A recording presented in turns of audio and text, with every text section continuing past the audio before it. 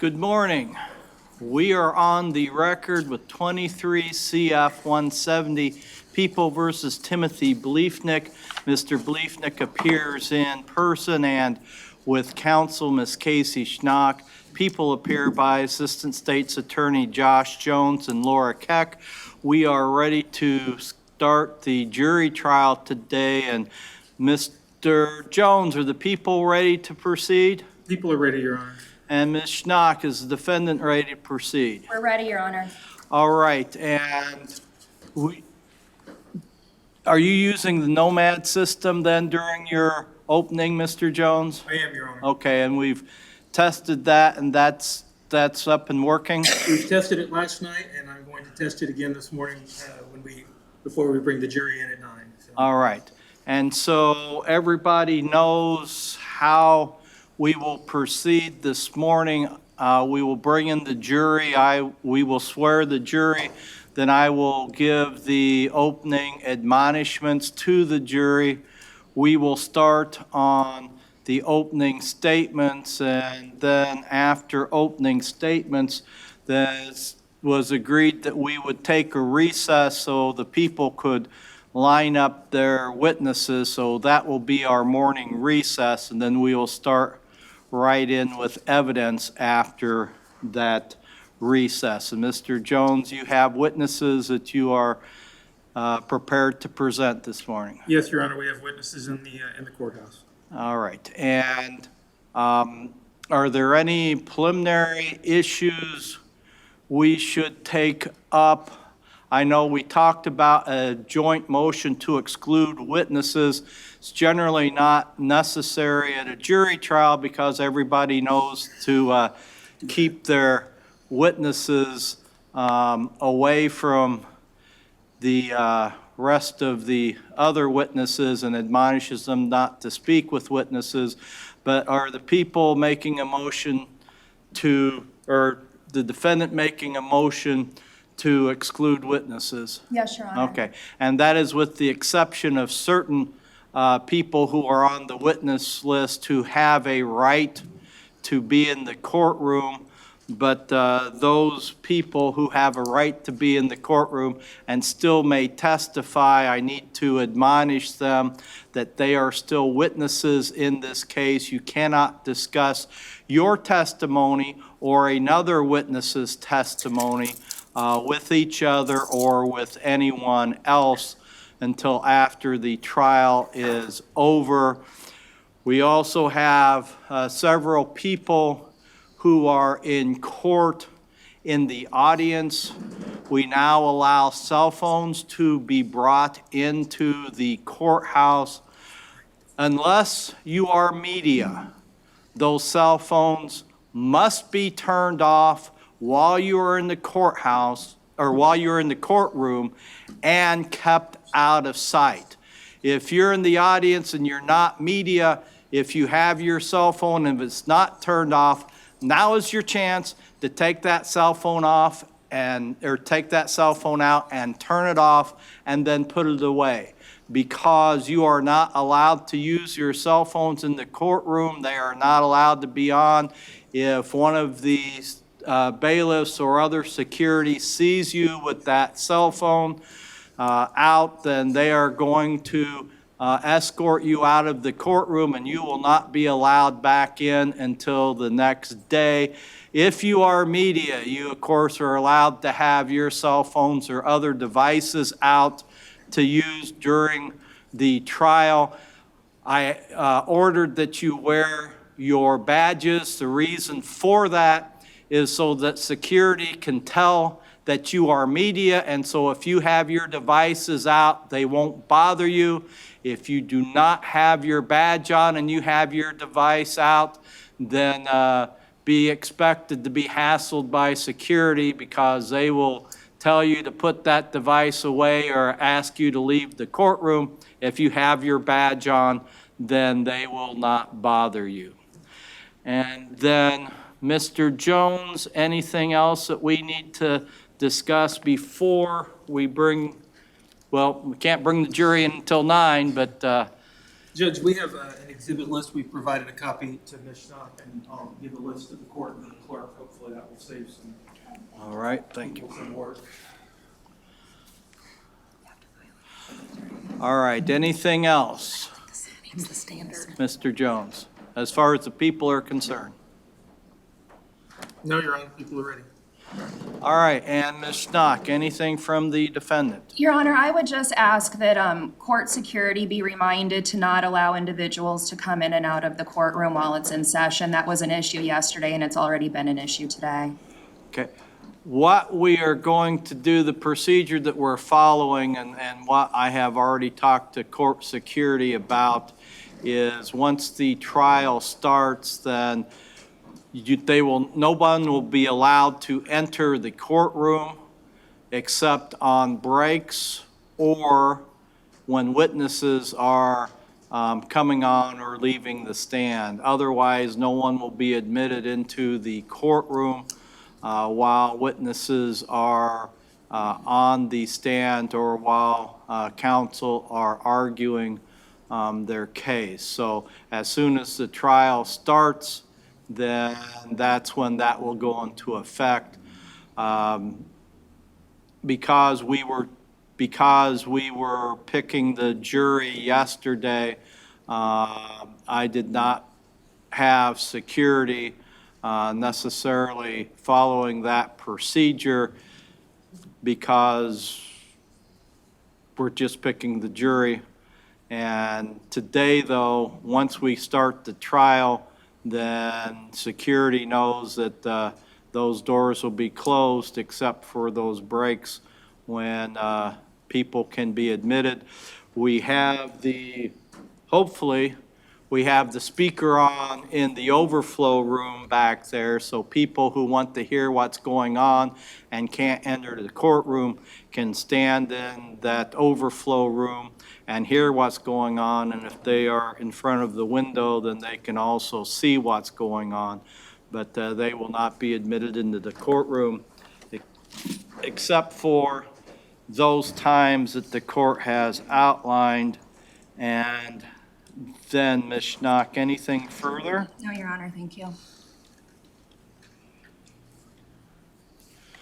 right, give me just a minute here.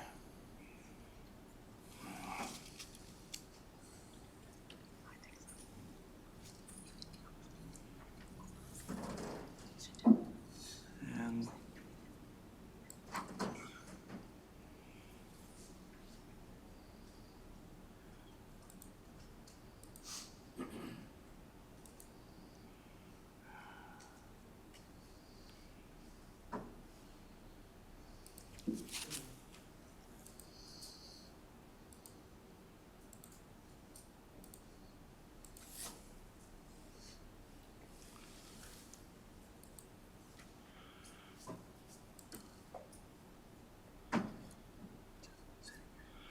court is just reviewing the record in the case, make sure that there is nothing that has been filed that we haven't addressed, and it doesn't look like there is anything. Yes, Mr. Jones. Judge, I did promise in one of our previous cases that the records that previously were sealed would be unsealed once the jury is impaneled. The jury has not yet technically been impaneled.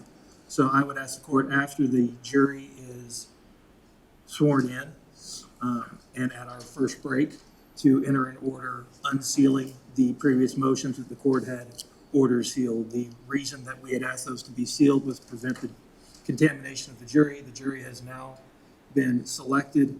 They've been instructed not to read any articles or to watch any stories, so that concern has been alleviated. So at this point, I would ask the court to enter that order unsealing those motions.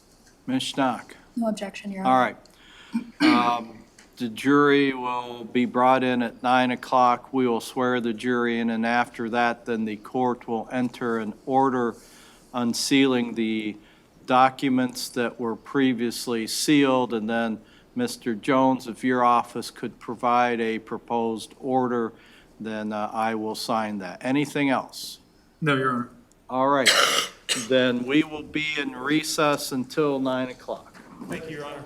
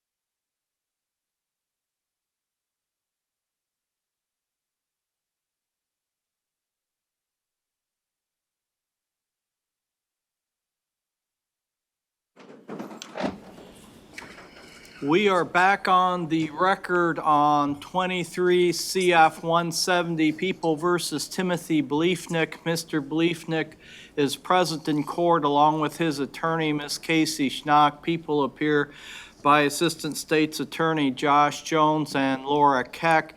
And we are ready to bring in the jury. They are all present and lined up.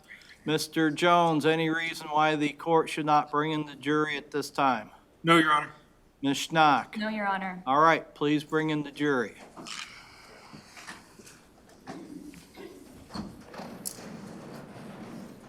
All right.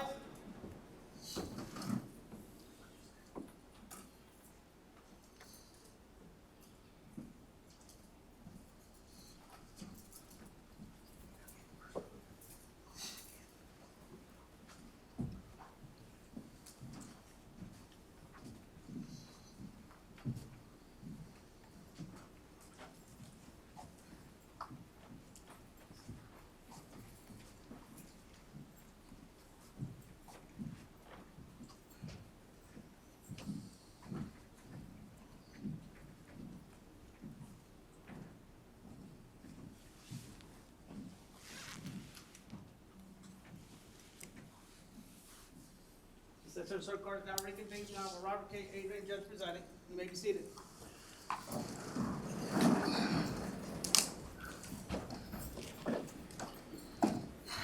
All right, good morning, ladies and gentlemen of the jury. Now that you have just got seated, I'm going to ask that you stand again and raise your right hands and be sworn by the clerk.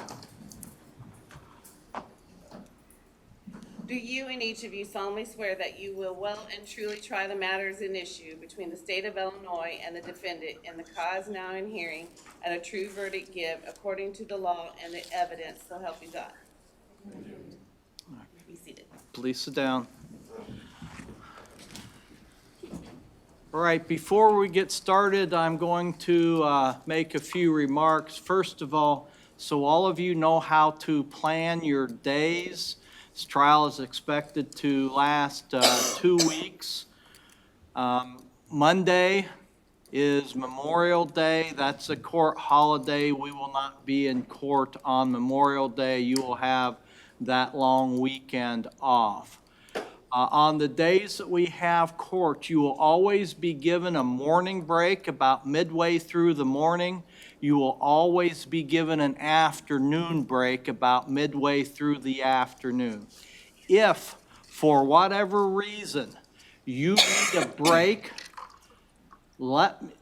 get my attention or get one of the bailiff's attention. We will take a break if you need a break, and there's not one scheduled for a while, okay? It's important that you are able to keep your attention on the evidence that's being presented in court and the arguments of counsel. So if you need a break, let us know. We will take a break for you. Also, during lunch hour, you will always get lunch on your own until you start deliberations. You will always get at least an hour for lunch. And then we will always try and be finished by 4:30. That means we will even stop early if we have to, so that we do not go past 4:30. I know some of you were here very late yesterday. That was an exception because we were picking the jury and needed to get started on your case today. But from here on out, until you start deliberations, we will always try and stop by 4:30. It will be more likely that we would stop before 4:30 than it would be that we would go past 4:30 on any day. And now I'm going to say a few things to help you understand and follow the evidence in this case. My remarks at this time are not formal instructions. After you have heard all the evidence and the arguments of counsel, I will then give you formal instructions in writing as to the law applicable to this case. You will be able to take those written instructions with you to the jury room when you begin your deliberations. First of all, you may take notes to assist you in the understanding of the evidence in this case. You don't have to take notes if you don't want to. If you do take notes, please don't let your note-taking interfere with your attention to the witnesses. I will be taking notes also, but for a different reason.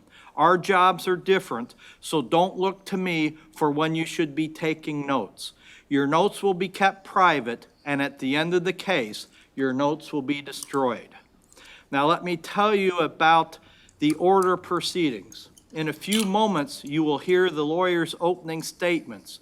The parties will then have a chance to present their witnesses and other evidence. After all the evidence is in, the lawyers will have an opportunity to make final arguments. After those arguments, I will instruct you on the law. And after you hear my instructions on the law, you will retire to your jury room.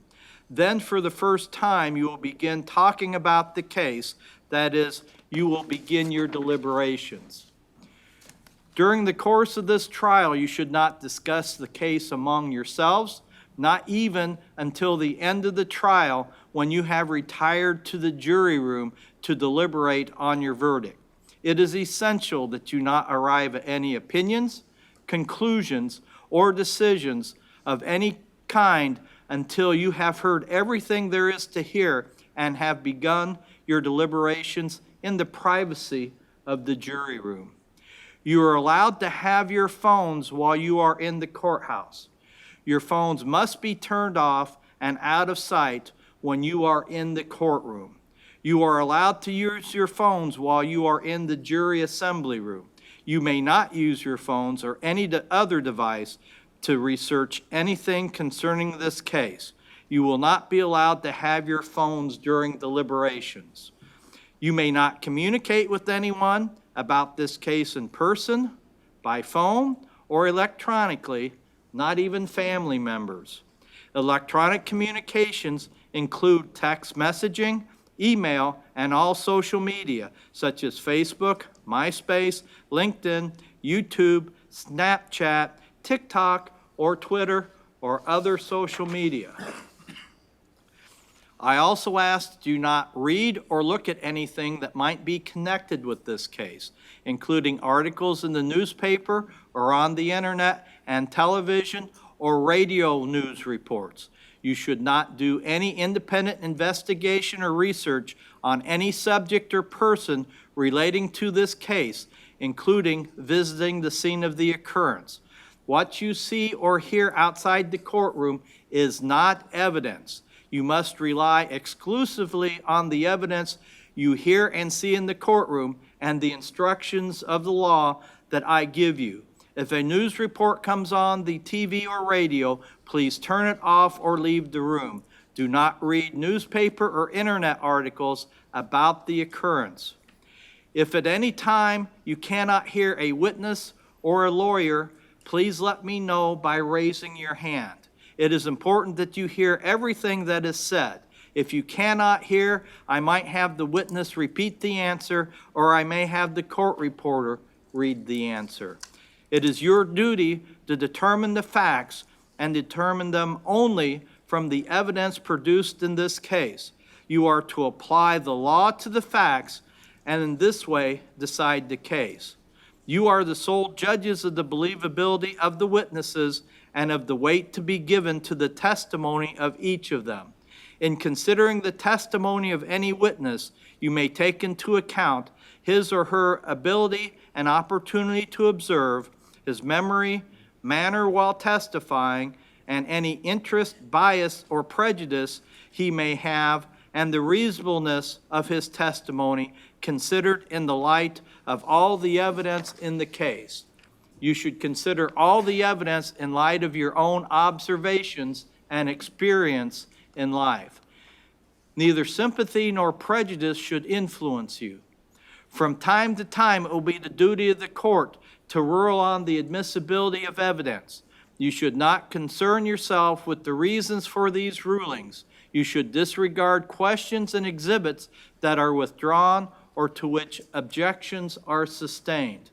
The evidence that you should consider consists only of the testimony of the witnesses and the exhibits that the court will receive.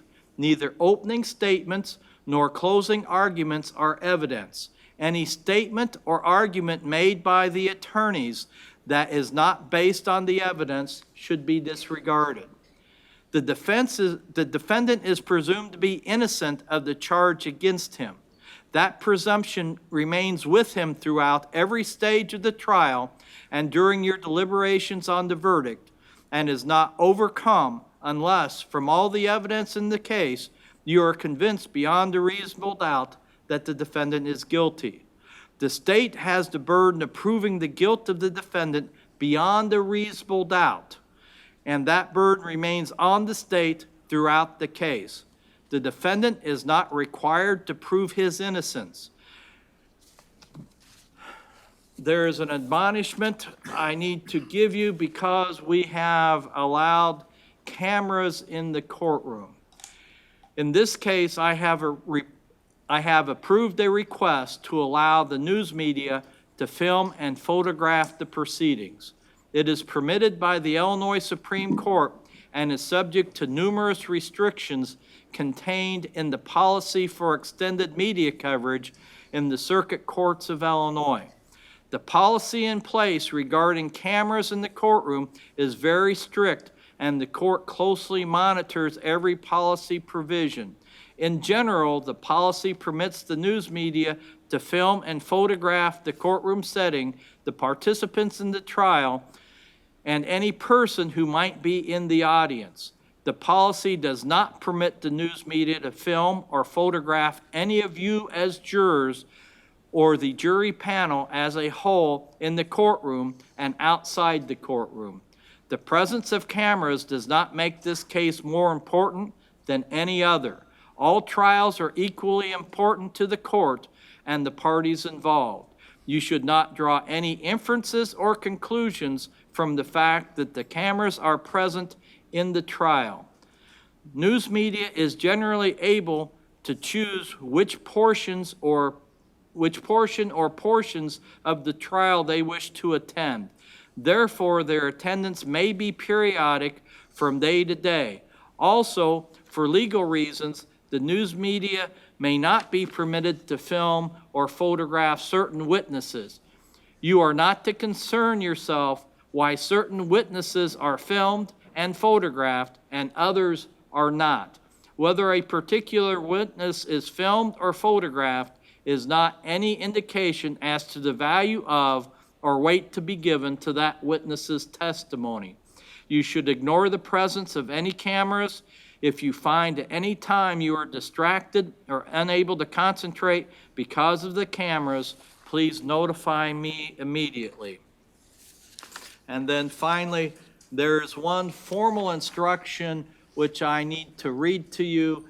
This is a formal instruction. You will get this again at the end of the evidence and after closing arguments, and it will be provided with you the same as the other instructions. Members of the jury, the trial is about to commence, and I now will instruct you as to the law regarding some of your duties during trial and deliberations. You should not do any independent investigation or research on any subject or person relating to the case. You may have seen or heard outside of the court what you may have seen or heard outside the courtroom is not evidence. It includes any press, radio, or television program, and it also includes any information available on the internet. Such programs, reports, and information are not evidence, and your verdict must not be influenced in any way by such material. For example, you must not use the internet, including Google, Wikipedia, or any other sources that you might otherwise use to search for any information about the case or the law which applies to the case, or the people involved in the case, including the defendant, witnesses, lawyers, and judge. During the course of the trial, do not communicate with, provide information personally, in writing, or electronically to anyone about this case, not even your own family or friends, courtroom personnel, and also not even among yourselves until instructed otherwise. You must not provide any information about the case to anyone by any means at all, and this includes posting information about the case or your thoughts about it on any device or internet site, including blogs, chat rooms, or any social networking websites such as Twitter, Facebook, or any other means. You cannot use any electronic devices or services to communicate about this case, including cell phones, smartphones, laptops, the internet, and any other tool of technology. The use of any such devices or services in connection with your duties is prohibited. Lawyers, parties, and witnesses are not permitted to speak with you about any subject, even if unrelated to this case, until after the case is over and you are discharged from your duties as jurors. And now it is time for the attorneys to give their opening statements. And Mr. Jones, would you like to make an opening statement? I would. All right, you may proceed.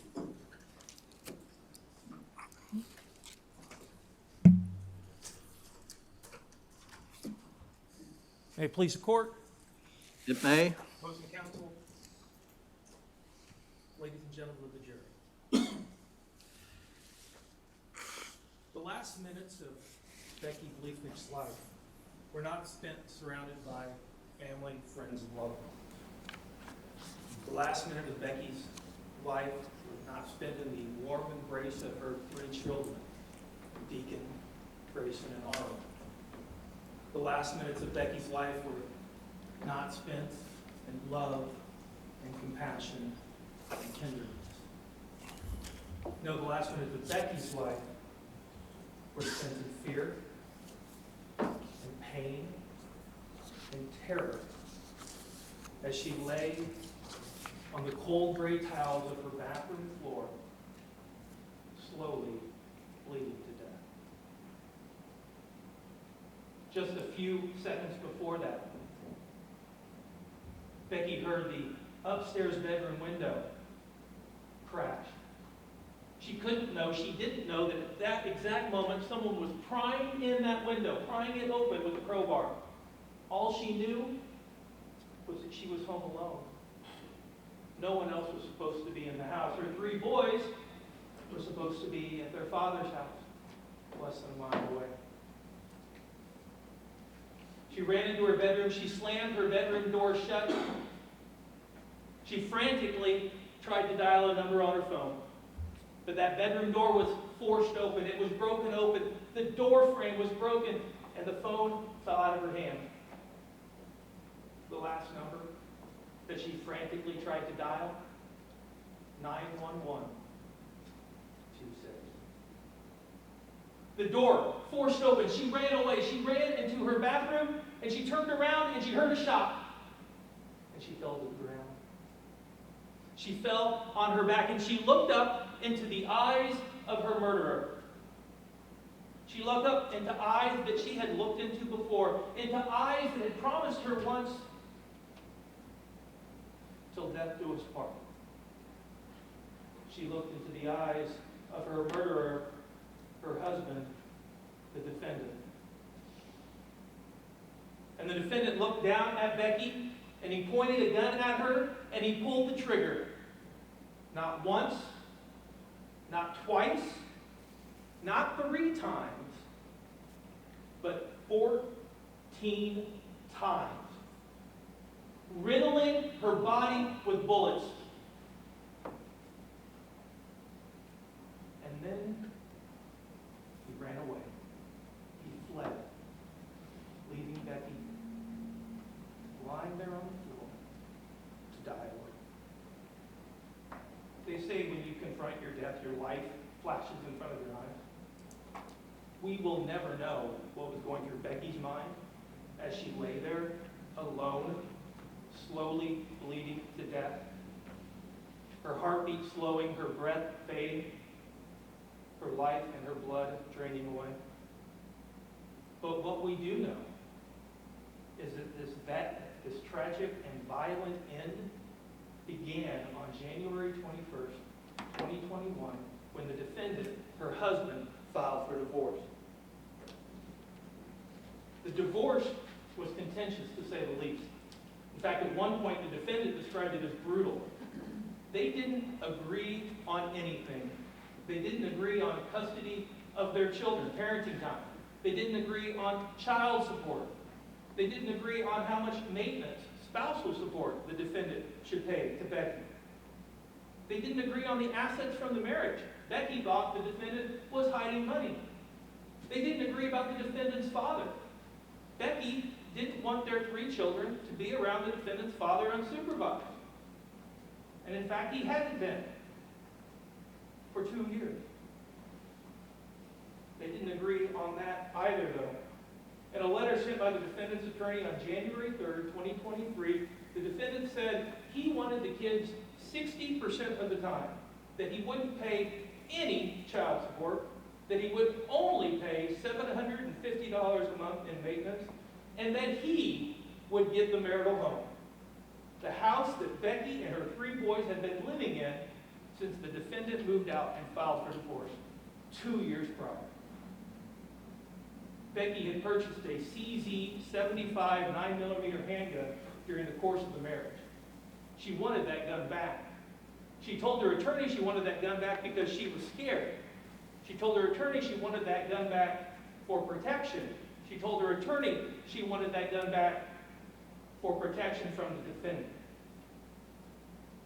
They didn't agree about that either. Becky told her family that she was scared of the defendant, scared of what he might do to her.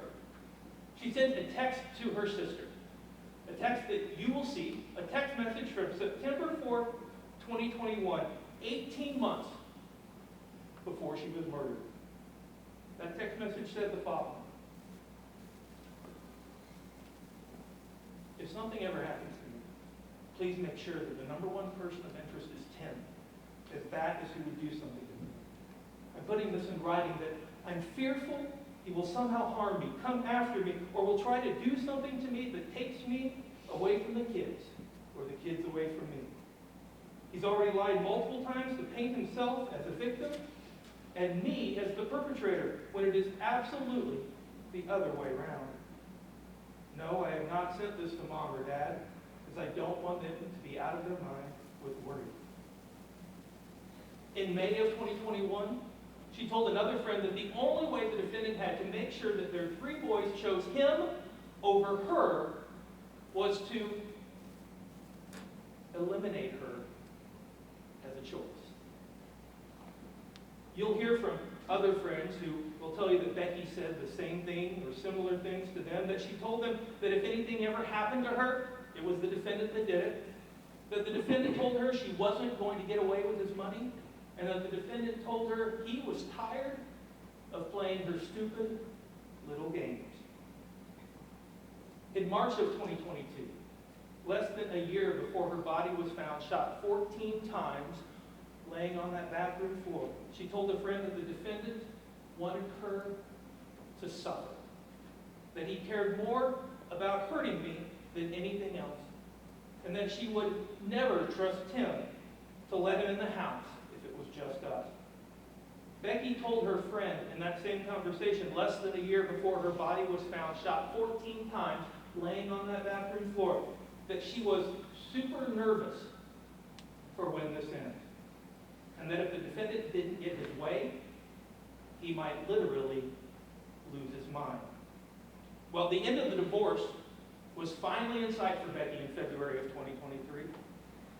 The final hearings were scheduled to start on March 2nd, 2023. She was going to testify about the children, about the defendant's father. She had witnesses lined up and subpoenaed and to testify about that thing. She was going to testify about the assets. She was going to testify about the marital home. Her day in court was coming. The end was in sight. The hearings were scheduled. A judge was going to make a decision. But Becky never got to testify. She never got to have her witnesses called. she never got to have her day in court. Because on February 23rd, 2023, the defendant murdered her. Now, we'll never know exactly what was going through the defendant's mind after he fired those 14 bullets into Becky's body as she lay on that floor. We'll never know what was going through his mind as he ran away from the scene. But what we do know is that when he fled, when he ran away, he had not committed the perfect crime. He made mistakes. Mistakes that ultimately led to his arrest. Mistakes that ultimately led to us sitting here May 23rd, 2023, 3 months to the day from Becky's murder. Mistake number one.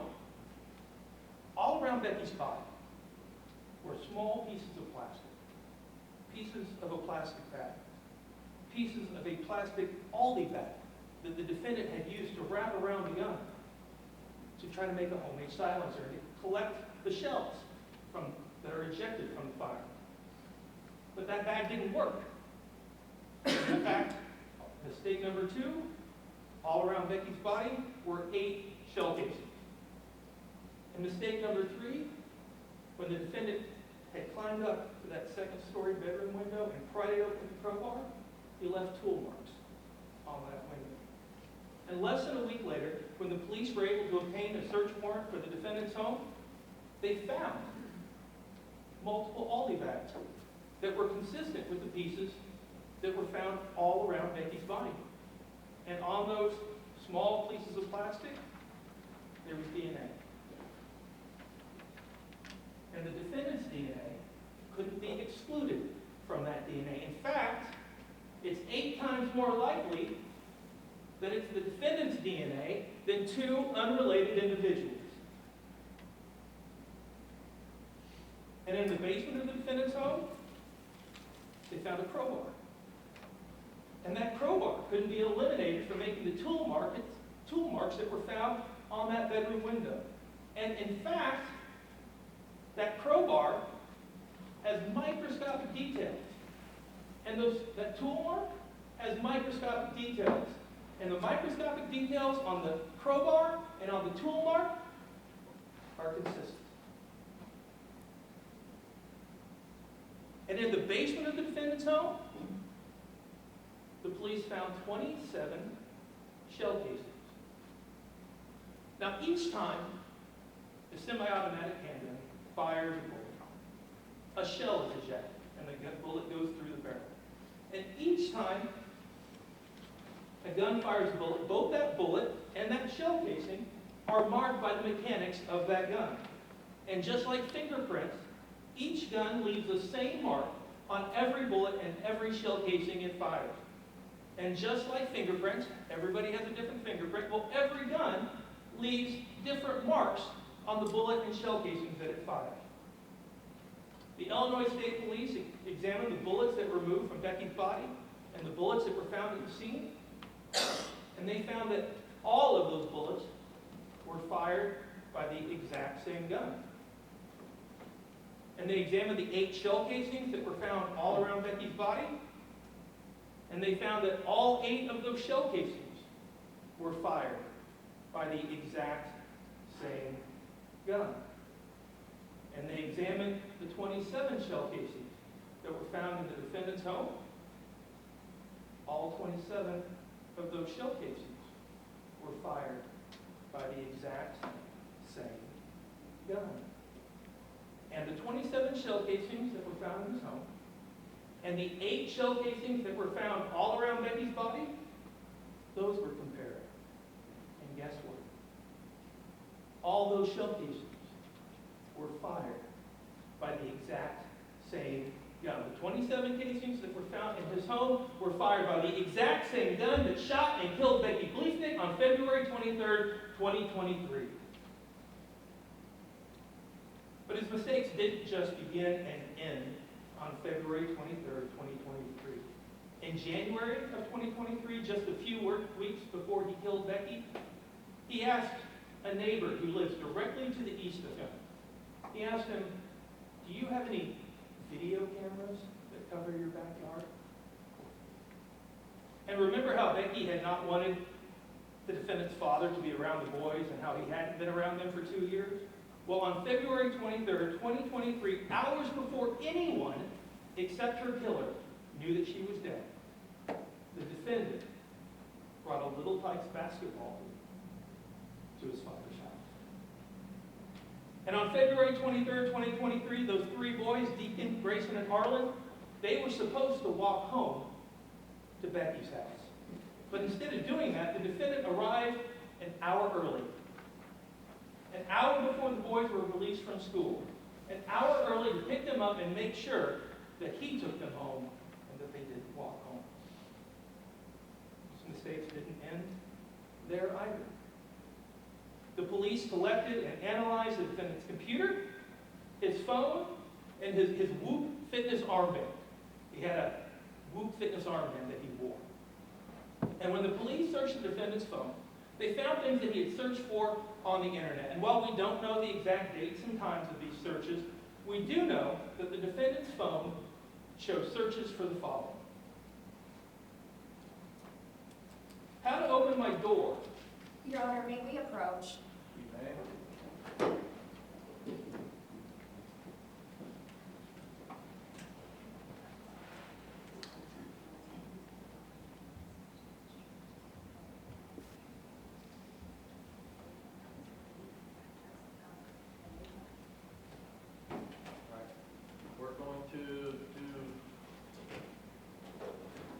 We are going to have argument outside the presence of the jury. If I could have the court reporter, counsel, and the defendant. All rise. Session's in court, now recess.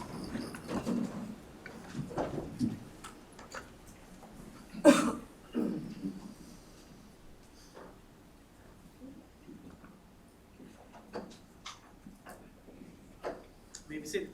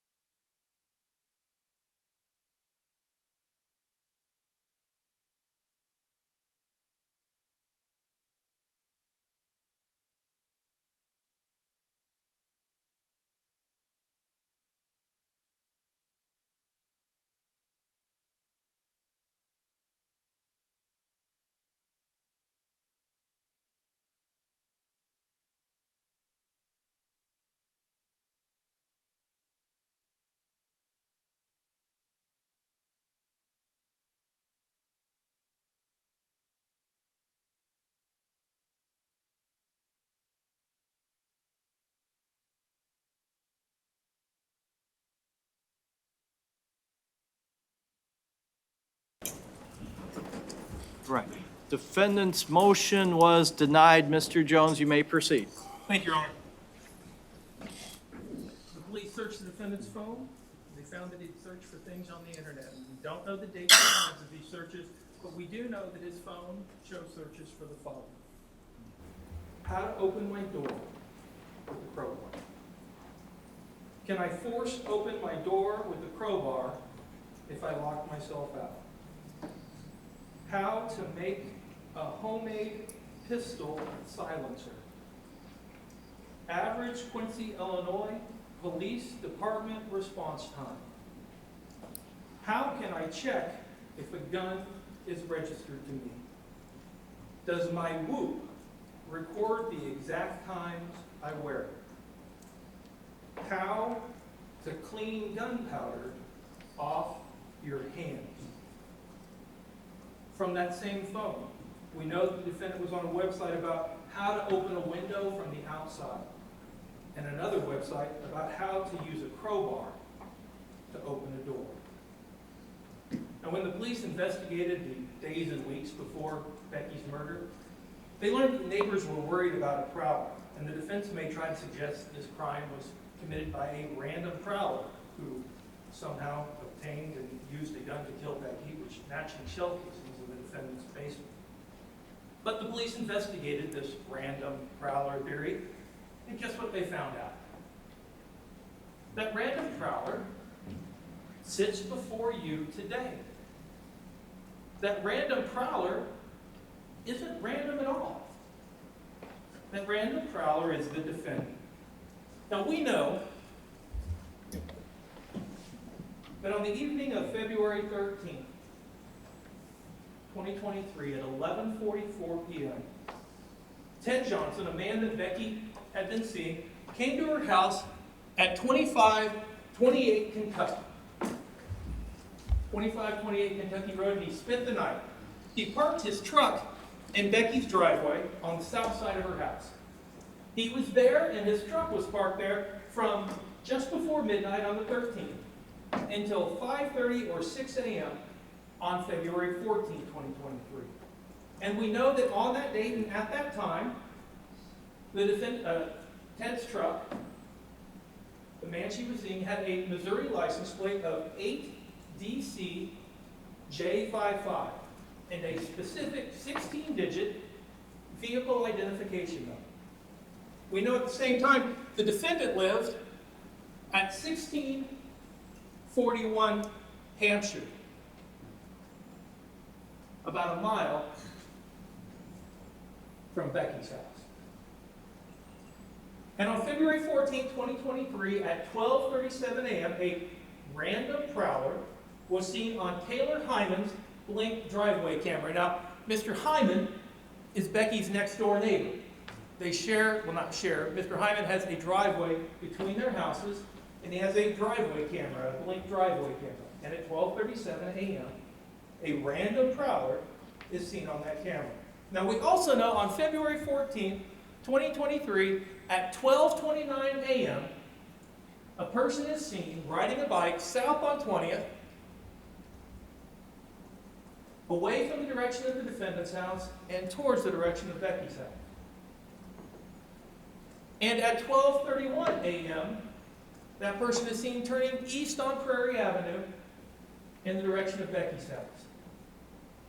And at 12:37 a.m., a person is seen, a random prowler is seen in Taylor Hyman's driveway, walking in the driveway between Taylor Hyman's house and Becky's home.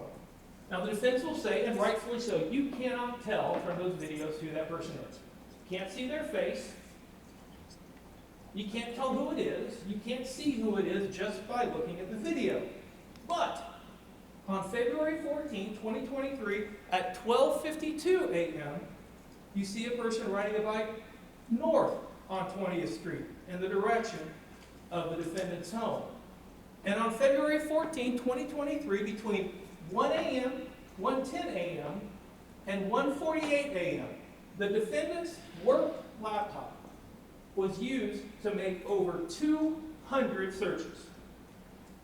Searches for the following: license plate lookup, Illinois license plate lookup. Free VIN check reports and VIN check. Missouri license plate lookup. Free Missouri license plate lookup. Missouri state records.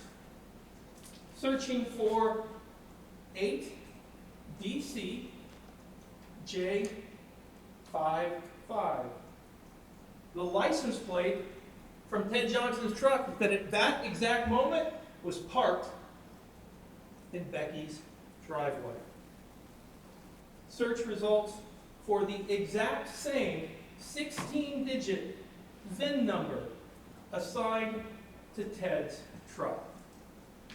And we know that on February 14, 2023, at 1:32 a.m., 1:32 in the morning, the defendant's phone was used to call 573-526-3669. That's the phone number for the Missouri Department of Revenue at 1:32 in the morning. Now on February 22nd, 2023, a random prowler was again seen on Taylor Hyman's driveway camera at 1:05 a.m. and seen again at 1:53 a.m.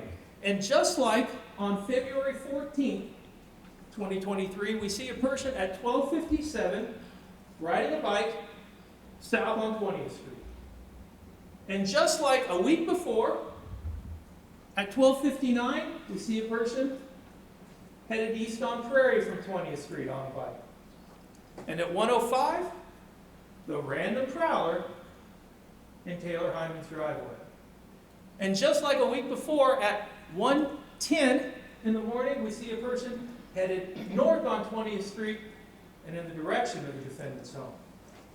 Then, about 46 minutes later, about an hour later, at 1:46 in the morning, we see a person headed south on 20th Street, turning east on Prairie at 1:48, and at 1:53, just like a week before and just like about an hour before, random prowler on Taylor Hyman's driveway camera. And just like a week before and just like an hour before, we see a person headed north on 20th Street away from Becky's home and towards the defendant's home at 2:06 a.m. And on the date of Becky's murder, February 23rd, 2022, at 12:55 a.m., we see a person riding south on 20th Street by the bus barn. And at 12:57 a.m., we see a person riding south on 20th and turning east on Prairie. And at 1:11 and 10 seconds in the morning, we know that Becky's phone, which was found behind that door that had been broken in, that had been shoved in, that had been damaged, that phone was found behind that door. And at 1:11 and 10 seconds in the morning on February 23rd, she tried to dial the number 91126. And at 1:12 a.m., her front door opened and stayed open. There's video from the bus barn on 20th Street and from Prairie on 20th Street on February 21st as well, showing the same thing. You'll get to see that as well. And as the defense will point out, and again, rightfully so, you cannot tell from those videos who is on the video. You can't tell solely from the video who it is. You can't see their face. You can't tell anything about them. But the defendant made a mistake. Remember how I told you that the police seized his computer and his phone? Well, you're also going to hear how the police found an abandoned bike less than half a block from the defendant's house. And how that bike didn't have any reflectors on its wheels, just like the bike on 20th Street. And you'll hear how on the defendant's phone he had a fake Facebook account under the name John Smith.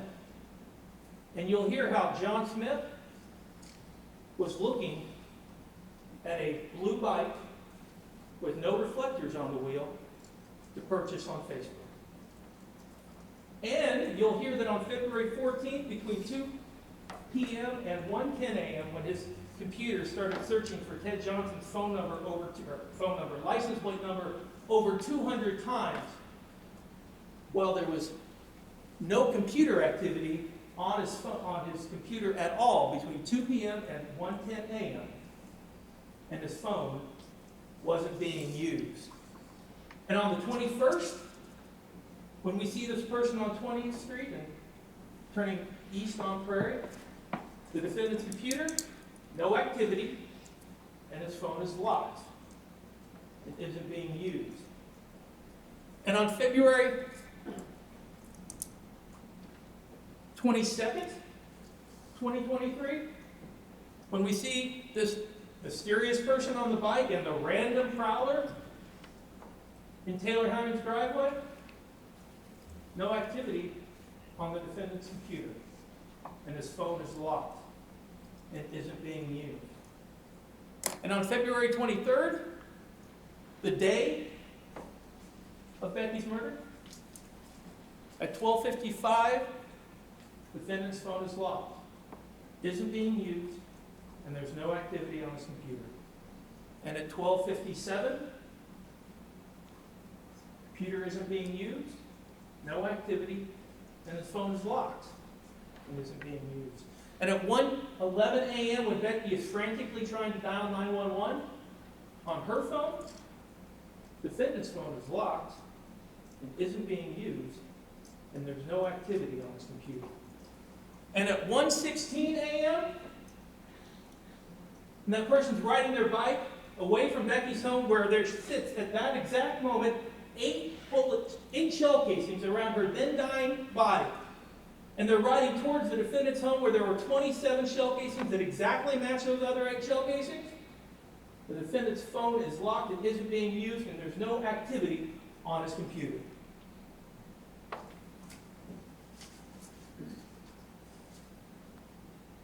But beside the Aldi bag pieces with the defendant's DNA, the crowbar, the shell casings, the computer searches, the internet history, the video, the computer, and the phone activity, the defendant made one final mistake.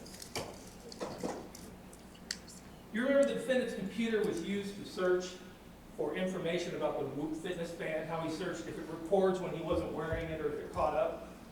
Well, the police seized that fitness armband. They seized it from his wrist, and they got a search warrant for it. And guess what they found? They received nearly 1.5 million entries from that Whoop armband. The defendant's Whoop armband recorded every second of every day from February 2nd, 2023 to February 28th, 2023. 1.5 million data points, 1.5 seconds, 1.5 entries, 1.5 million entries. Every second of every day, almost. Because when they searched, guess when they found out it wasn't recording. 1.5 million entries every second of every day. But it wasn't recording on February 14th, 2023, between midnight and 1:10 a.m. And on February 21st, 2023, when we see that person on the bike, it's not recording then either. And on February 22nd, doesn't record from 12:42 a.m. to 1:16 a.m.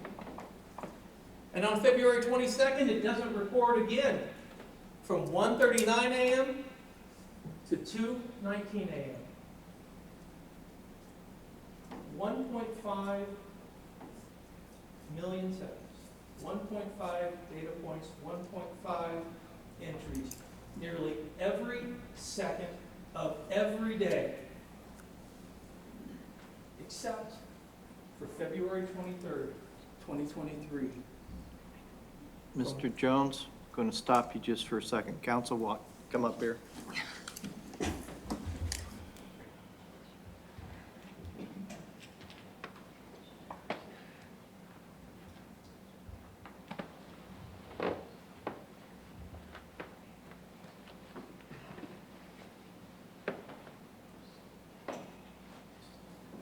Sorry to interrupt, Mr. Jones. You may proceed. Every second of every day, except for February 23rd, 2023, from 12:36 a.m. to 2:01 a.m. That whoop armband recorded every second of every day, but not the seconds, when the defendant rode a bike down 20th Street. Every second of every day, but not the seconds, when he climbed up to that second-story bedroom window and pried it open with a crowbar, just like he read on the internet. Every second of every day, but not the seconds, when he broke open that bedroom door. Every second of every day, but not the seconds, when he pointed a gun at Rebecca Bliefnick as she lay on that bathroom floor and pulled the trigger 14 times.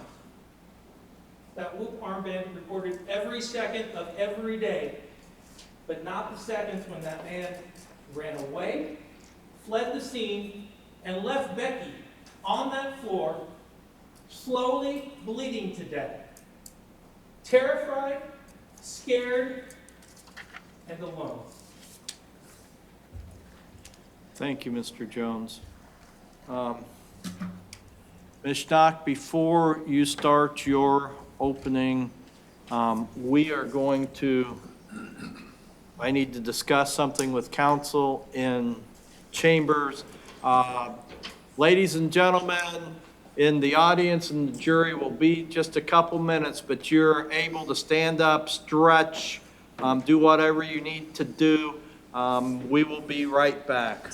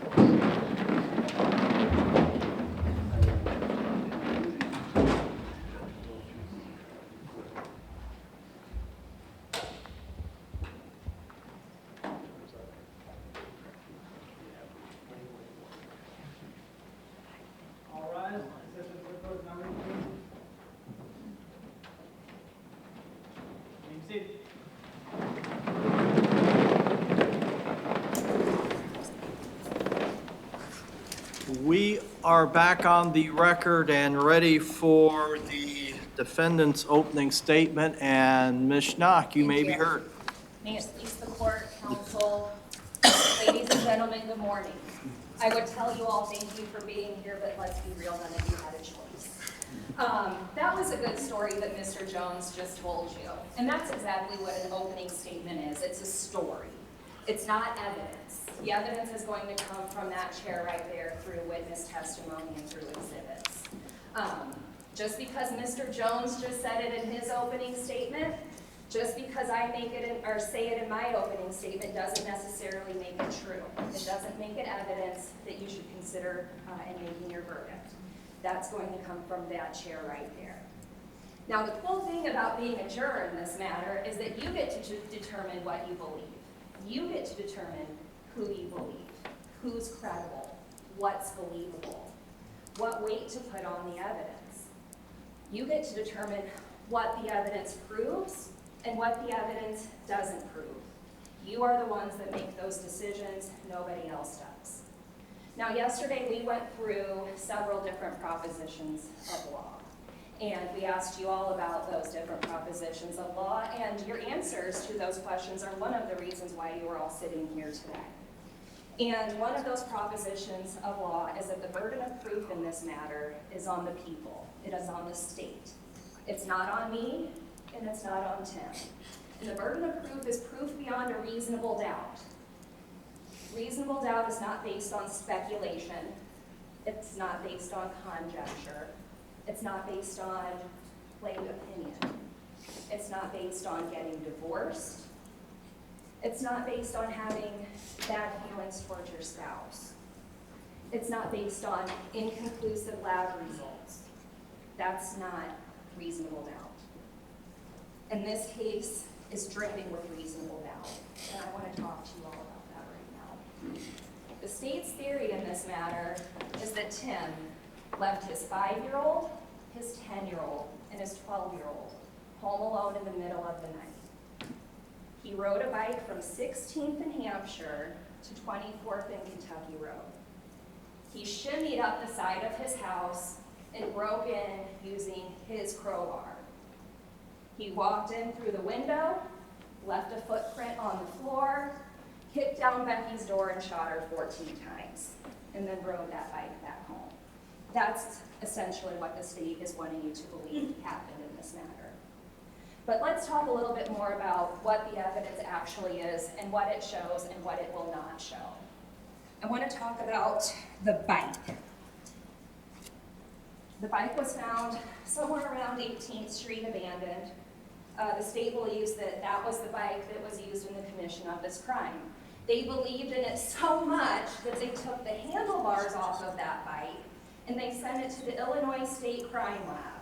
And the reason that they did that was so that they could try to find DNA, fingerprints, something to link that bike to Tim. You will hear from the lab experts that did the testing on that bike, and you will not hear any evidence that there's any trace of his DNA or his fingerprints on that bike.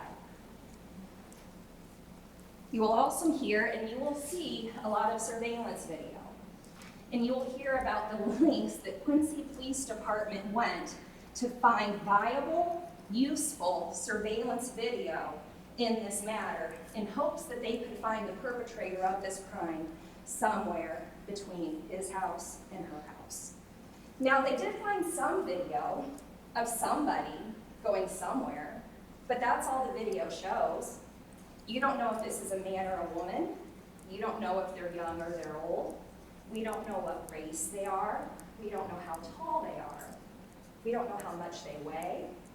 We don't know what colors they were wearing. We don't know where they were coming from. We don't know where we were going. Heck, we don't even know if this is the same person on each of these videos that you are going to see. The person on these videos is not identifiable by any characteristics whatsoever. And what I assert to you is that in order for you to believe beyond a reasonable doubt that Tim killed his wife, as the state has said, then you are going to have to be convinced beyond a reasonable doubt that that is Tim on that bike. Now, you are the ones that are going to ultimately make that decision. But what I am telling you right now, what the state told you in their opening statement, and they've admitted it, you cannot tell who was on that bike, let alone with any degree of certainty say that it was Tim. Shimmied up the side of the house, used a crowbar to open the window. Now, during the course of the investigation, Quincy Police Department took a multi-tool and a crowbar from Tim's possession. I'll give them that, he did have that. I think during one of the searches, he actually told the police where the multi-tool was. But they were so certain that this crowbar was used in the commission of the crime, and so certain that this multi-tool was used in the commission of the crime, that they sent it to the crime lab for further testing to try to identify the tool marks and match the tool to the marks, because arguably, the tool that left the marks is the tool that was used to open the window. They tested the multi-tool. The multi-tool was excluded completely being used in the commission of this crime. They tested the crowbar. The crowbar is inconclusive, folks. They cannot say with any reasonable degree of certainty or scientific certainty that that crowbar opened that window. If that isn't enough reasonable doubt for you, I'll keep going. The state's further theory is that the perpetrator of this crime broke open the window, stepped down onto a side table, and then left a footprint on the carpet. They were so certain about this footprint that they cut it out of the carpet and they sent it to the crime lab.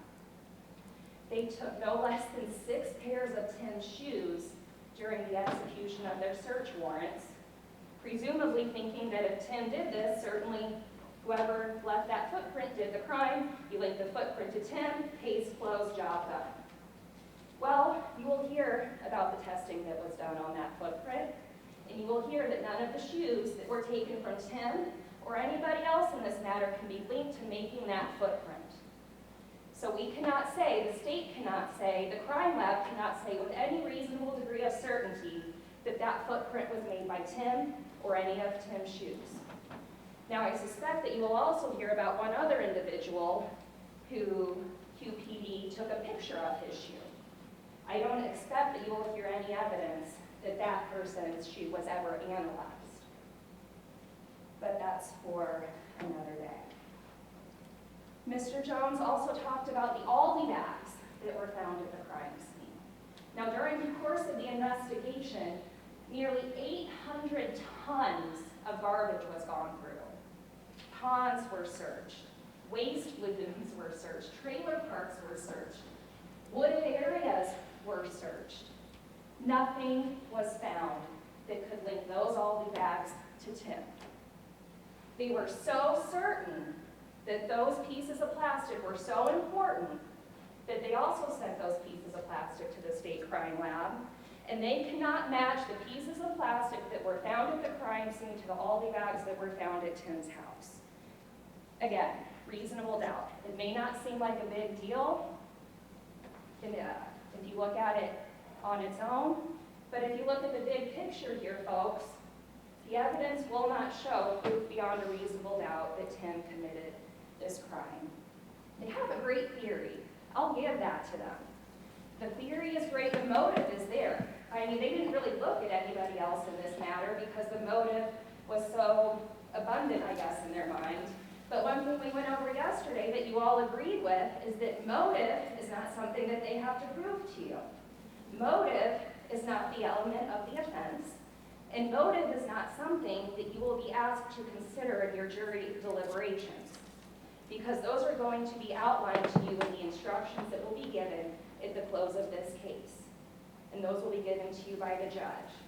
And we talked a little bit about those instructions yesterday because they're important. And all of you promised that you would follow the law. Not only did you promise that you would follow the law, but you promised to follow the law even if you didn't like it, even if you didn't agree with it. And that's all that we ask you, is that you follow the law in this matter. And I'm convinced if you listen to all of the evidence in its entirety, you will also be convinced that there's proof, that there is no proof beyond a reasonable doubt here. Because everything that they're giving to you from the crime lab majority of it, is going to either exclude Tim or it's going to be inconclusive. Everything else is rhetoric, girl talk, and divorce talk. And that's something that we also touched on yesterday. Statistically speaking, 50% of us in this room have been divorced. Some of you talked about that, having to go through that experience yesterday. But getting divorced is not an element of murder. People are not always on their best, or people are not always their best when they're going through a divorce. Things are said. Oh, that happens. I've been doing divorce law for 12, 13 years now, and I have yet to see a good one. No divorce is good, but it's not murder. Their divorce was winding down. It had been set for a final hearing several times before Becky's murder.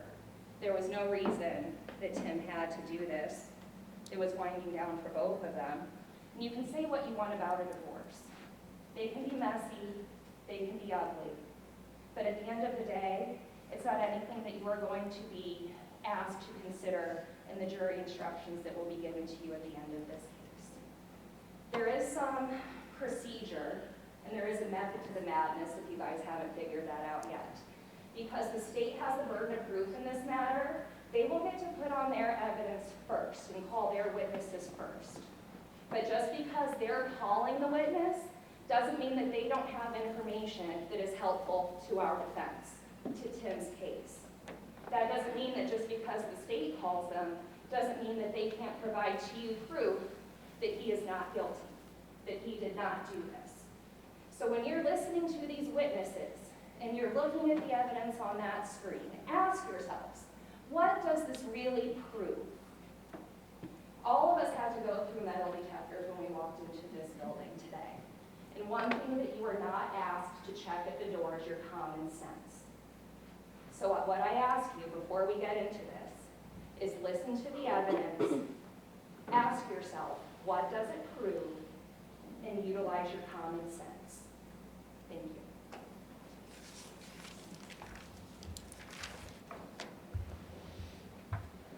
Thank you, Ms. Stock. Now is the appropriate time to take our morning break. We will break for at least 15 minutes. We want to give all you on the jury time to use the facilities and get a snack or do whatever you need to do, and we will be in recess. All rise.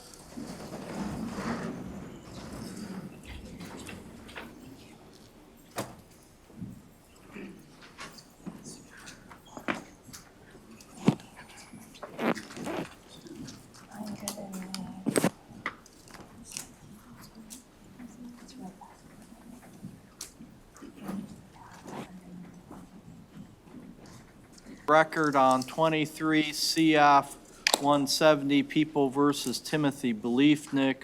Mr. Bliefnick is present in court along with his attorney, Ms. Casey Schnock. People appear by Assistant State's Attorneys Josh Jones and Laura Keck. And we are ready to start the evidence. Mr. Jones, anything we need to bring up before we bring the jury back in? No, Your Honor, I do want to make a record that we did provide to the court, and the court signed that order that we previously discussed about the sealing and unsealing of the motion, so that has been done. That has been done. And Ms. Schnock, anything defense wants to bring up before we bring the jury back in? No, Your Honor. Okay, let's bring in the jury.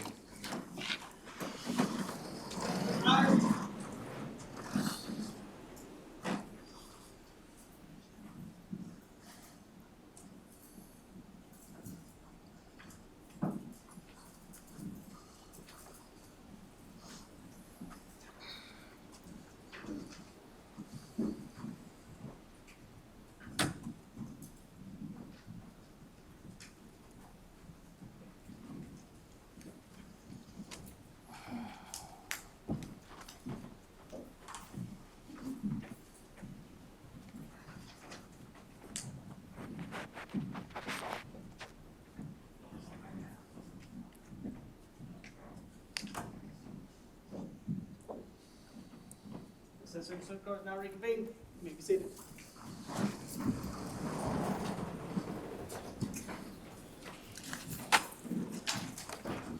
We are now ready to present evidence, and Mr. Jones, do you have witnesses you would like to call today?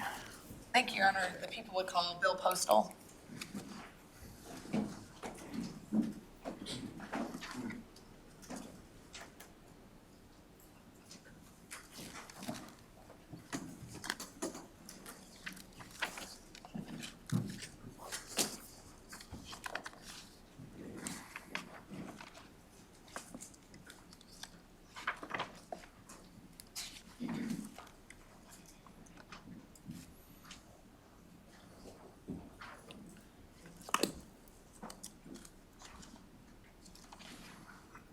Mr. Postal, if you will step up here to the front of the courtroom, raise your right hand and be sworn by the clerk.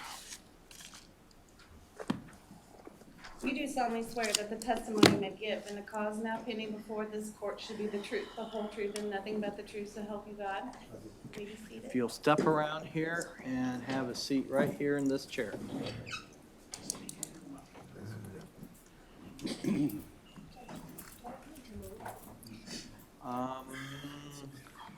Everybody see the witness? If- Can you move in front?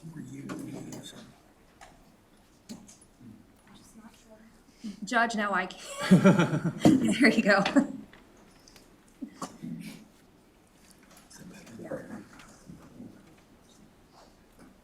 Okay. Ms. Schnock, are you good? Yes, Your Honor, thank you. People good?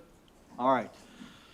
Then we are ready to proceed. Mr. Postal, if you'll kind of scoot up to the table to where you're comfortable, and you can bend that microphone so it's in front of you, and please speak towards the microphone. Okay. And Ms. Keck, you may inquire. Thank you, Your Honor. Can you tell us your name, please? William Postal, Mr. Postal, can you spell your name for the court reporter right here? P as in Paul, O-S-T-L-E. Thank you. Mr. Postal, can you tell us, are you married? Yes, Do you and your wife have any children? yes. Tell us what children you have. Sarah is the oldest, Becky is the youngest. And how old was Becky before she passed away? Let's see. She was born in 81, so whatever that, Okay, so she was born in 1981. Right. Can you tell us, was Becky married? yes, she was, Who to was she married to? Tim Bliefnick. Did they have any children? Yes, How many children did they have? 3 children. They were all boys, correct? Yes, that's correct. During the course of their marriage, did Becky buy a gun for Mr. Bliefnick, her husband? Yes, she did. Was that gun a CZ-75 gun? It was. Do you have possession of that weapon? I do not. Do you know when the last time you would have even seen that weapon was? It's been over a year ago. Mr. Postal, I want to talk to you about February 23rd, 2023, okay? Yes, On that day, did you get a message from Timothy Bliefnick? I did. I got a text message from Tim. Did you receive that at about 3:03 in the afternoon on that day? That is the date that was on the text. Mr. Postal, I'm handing you what we've marked as People's Exhibit Number 1. Can you review that and tell us what that is? Yes.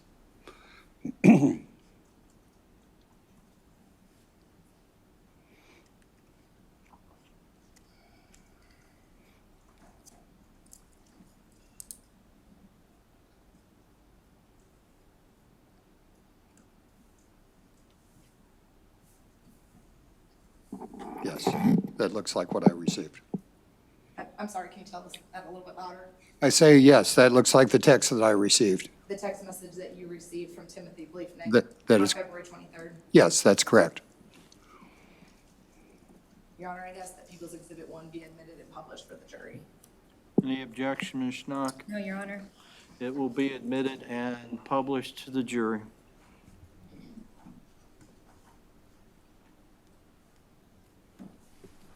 Mr. Postal, you see up here, it shows the phone number that you received that message from, and then that, which was 217-257-3666, correct? I don't know off, That's the number at the very top of that. yes, yes, And then it was to your number. that's correct, yes. And I'm gonna read that to you and make sure I'm reading it correctly. That text message that you received said, "Can you please call Becky and ask her to tell me when she's getting the boys today? I had them last night because she said she was sick, but she hasn't responded to any of the messages I sent today. And I don't know if she's still sick or if she's coming to get them or what's happening. I can keep the again tonight if needed, but I just need her to let me know what she wants to do."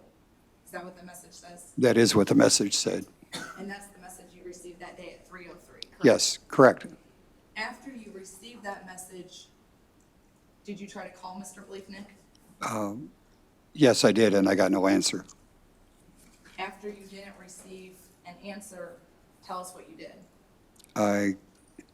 It sounded like something that I needed to check out on my own, so I jumped in the car and drove over to the Bliefnick's house. And where Becky was living at that time, it was at 2528 Kentucky Road That's correct. here in Quincy, correct? Yes, How far away do you live from Becky's house? about 20 minutes away. So you said you jumped in the car, so you arrived around 3:30, is that right? Yes. When you arrived at her house that afternoon, tell us what you did. Before I got out of the car, I looked at the front of the house and I noticed that the front door was open. Meaning the inside door, the heavy wooden door that was there was open, and Becky always kept that closed, so it kind of set off an alarm to me. So I went into the house. You went into the house. When you went into the house, did you see Becky? No, I went into the house and I called her name out and I got no answer, so I walked down the hallway to the attached garage door, opened it up and looked to see if her car was there, because if she was gone, then obviously she wouldn't answer. So Was her car in the garage? her car was in the garage, yes. After you saw that her car was in the garage, where did you go? I ran up the stairs, and since she supposedly was sick, I went to the bedroom to see if she was laying down. Didn't see anything in her bedroom, went into the attached bathroom, and that's when I found her body lying on the floor. After you found her body lying on the ground, did you realize she was dead? She looked like she was dead, so out of reflex, I went to check to see if she had any heartbeat.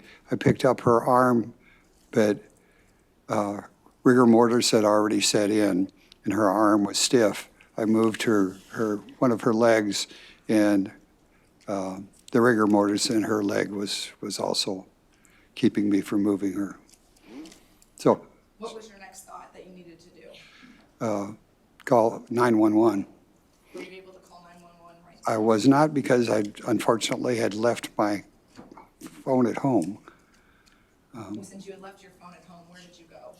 I went over to the neighbors on the east side of Becky's house. Is And that where Rollo Wakey lives? that's correct. And I asked if I could use their phone, and I called 911. Did you also call your wife, Bernie? Yes, I did. And was it decided that Rollo would go get Bernie? Yes, I believe she offered to go.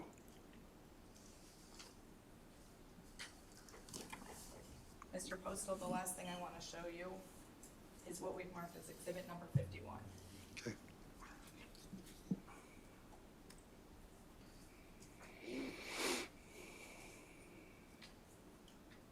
Mr. Postal, do you recognize that picture? Yes, it's what I saw when I looked into the bathroom. Does that reflect how your daughter looked that afternoon of February 23rd, 2023? Yes. Your Honor, I'd ask that People's Exhibit number 51 be admitted and published for the jury. Any objection? Ms. Schnock? No, Your Honor. It will be admitted, and you may publish it.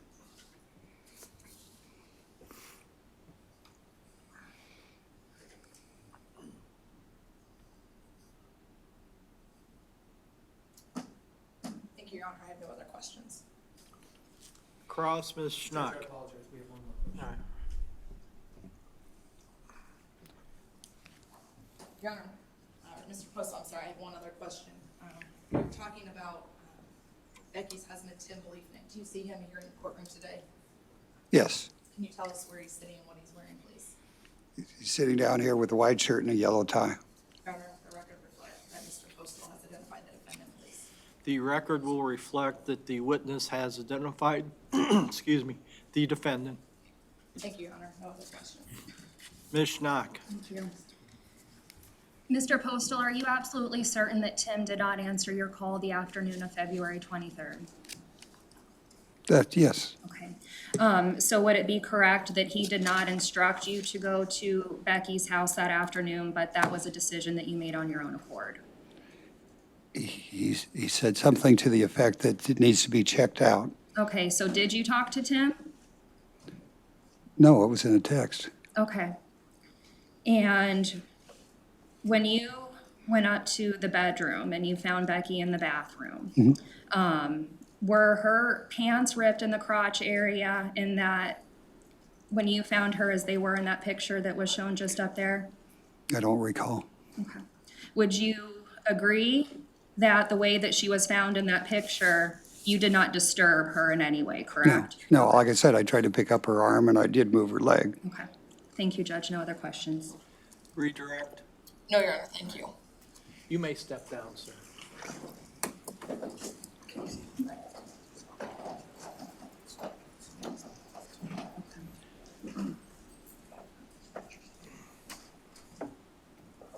Yeah, it doesn't. I tried to blank it, but it wouldn't blank for me.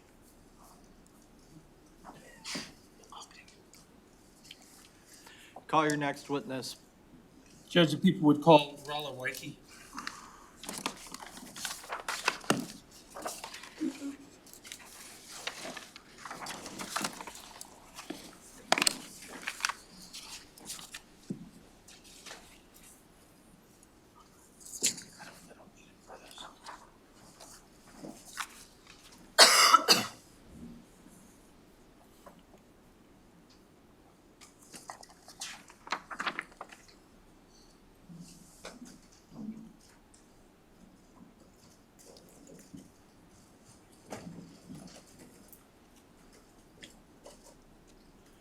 Ma'am, if you would step up to the front of the courtroom, raise your right hand, and then be sworn by the clerk.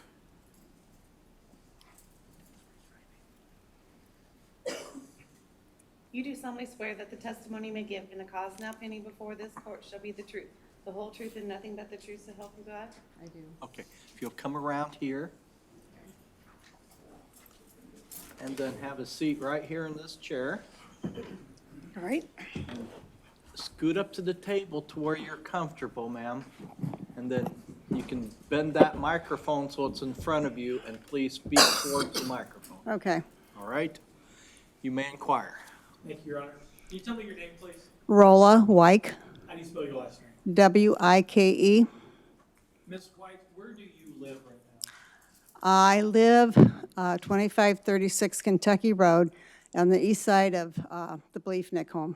That was going to be my next question. So your neighbors with the police, Yes, how long have you lived there? 47 years.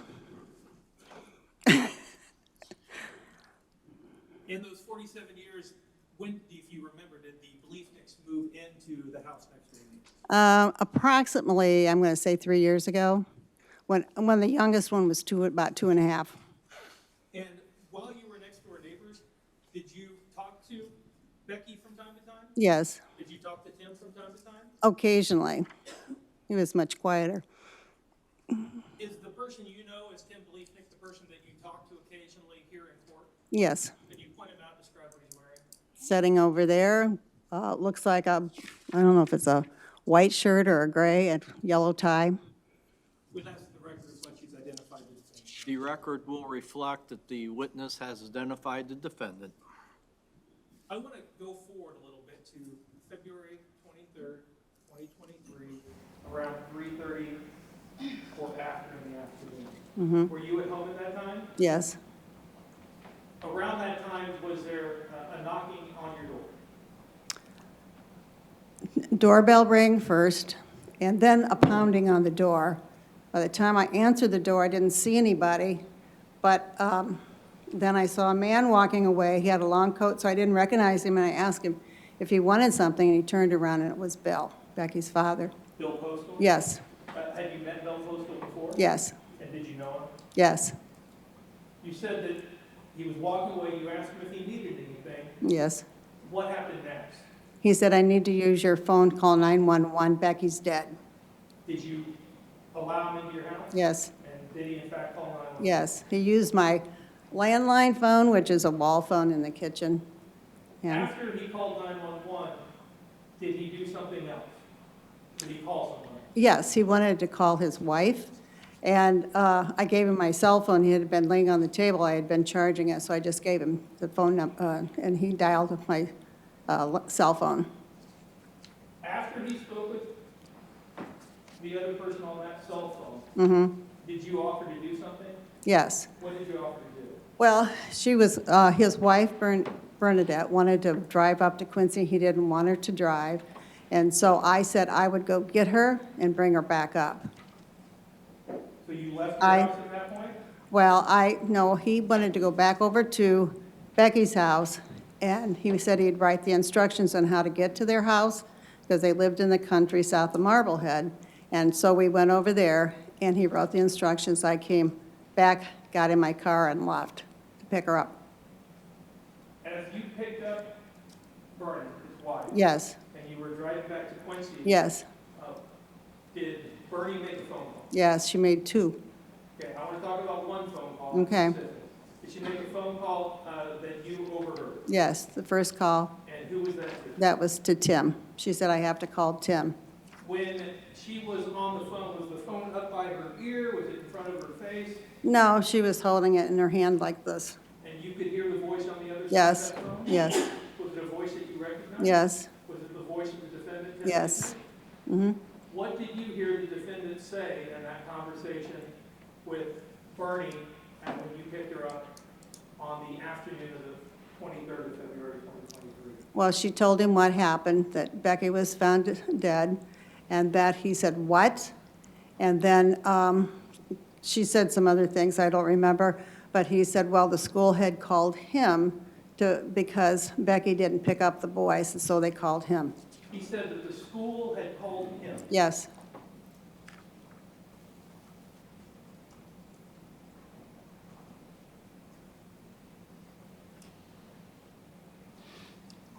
Thank you, ma'am. That's all the questions I have. Okay. Ms. Schnock? Ms. White, how long would you say that you've known Mr. Bliefnick? Well, I met him when he first moved in, approximately 3 years ago. Okay. And do you live directly next to Becky, or was there a house that separated? No, you? I'd lived directly. Okay. And would you have been home the night of February 22nd going into the morning of February 23rd? Yes. And did you hear or see anything unusual No. that evening? Okay. And when you overheard the conversation between Bernie and Tim, he was surprised to hear the news, correct? Objection, Yes. speculation? That will be sustained. I'll ask you to rephrase that question, Ms. Schnock.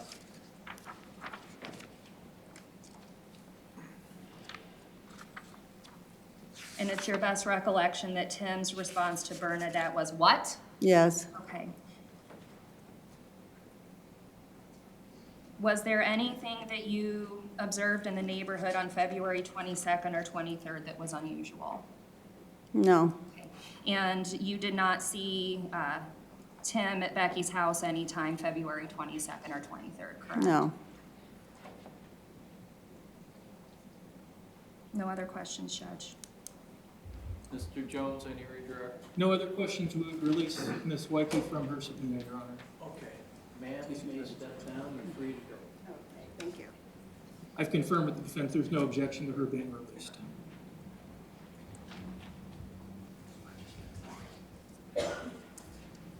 Call your next witness.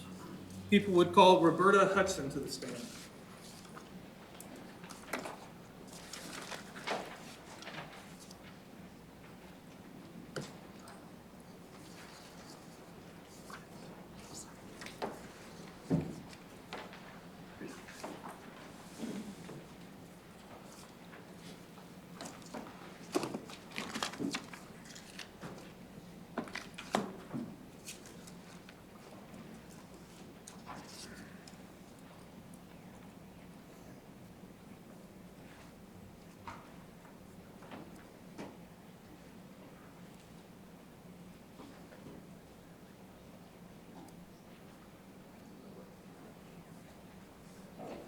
Ma'am, if you could step up to the front of the courtroom and then raise your right hand and be sworn by the clerk. You do solemnly swear that the testimony you may give in a cause now pending before this court shall be the truth, the whole truth, and nothing but the truth, so help God. If you could step up here, ma'am, come around here and have a seat right here in this chair. And then scoot up to the table to where you're comfortable. And then if you could bend that microphone bends, make sure it's in front of you and speak towards the microphone, please. You may inquire. Thank you, Your Honor. Can you tell me your name? Roberta Hudson. And Ms. Hudson, I'm gonna have you get a little bit closer to the mic because I'm standing over here and I'm having a hard time hearing you. So one more time, can you tell me your name? Roberta Hudson. Try one more time, pull that microphone. Roberta Hudson. There we go. Can you spell your last name for me? Hutson. Ms. Hudson, what do you do for a living? I'm a secretary At at what school? St. Peter's School How long have you done it? for 8 years. In the 8 years that you've been the secretary of the school, do you know some of the parents and the children there? Yes, Specifically, do you know Becky and Tim Lee? yes, Have you met them before? yes, And they had 3 little boys, right? that is correct. And those boys went to St. Peter's School? Yes, they do. And what were the names of the little boys? Deacon, Grayson, and Arlen. I want to talk to you about February 23rd, 2023, okay? Yes, You are the school secretary, you told us, is that right? yes, On February 23rd, 2023, did you call Tim Bliefnick and report any issues at school? no, To your knowledge, did anyone at St. Peter's call Tim Bliefnick? not to my knowledge. In fact, did you receive a phone call from Tim Bliefnick? Yes, I did. And about what time did you receive that phone call? 11:51.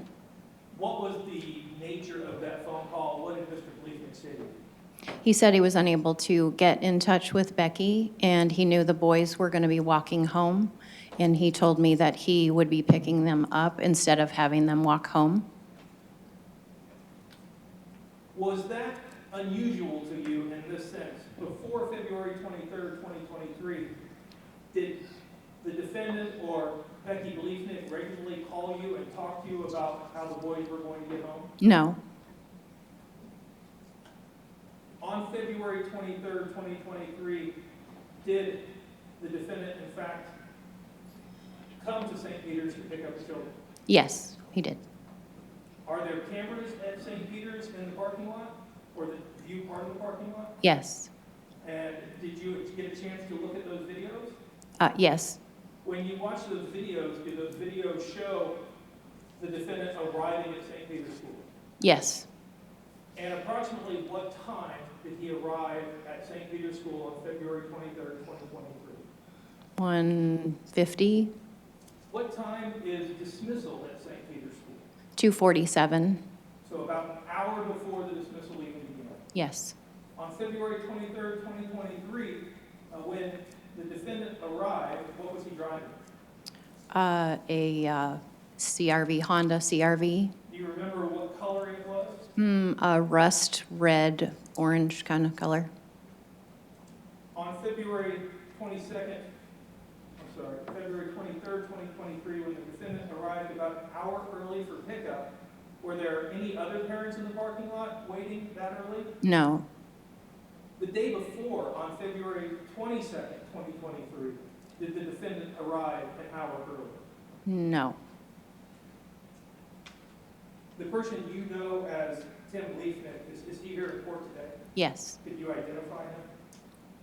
Sitting at the table with the yellow tie. We'd ask that the record show that the witness has identified the defendant. The record will reflect that the witness has identified the defendant.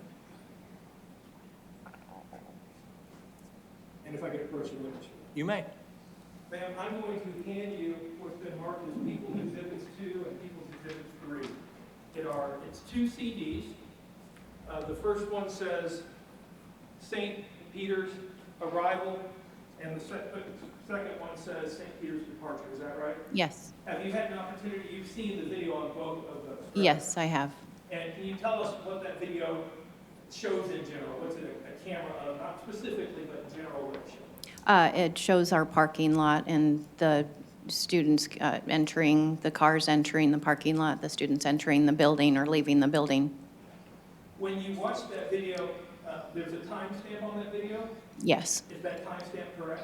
it's off by 18, 20 minutes. And you know that because you know what time dismissal is. That's correct. And so if the dismissal video shows, let's say 2:30 on it, you know that that's not what dismissal is. That's correct.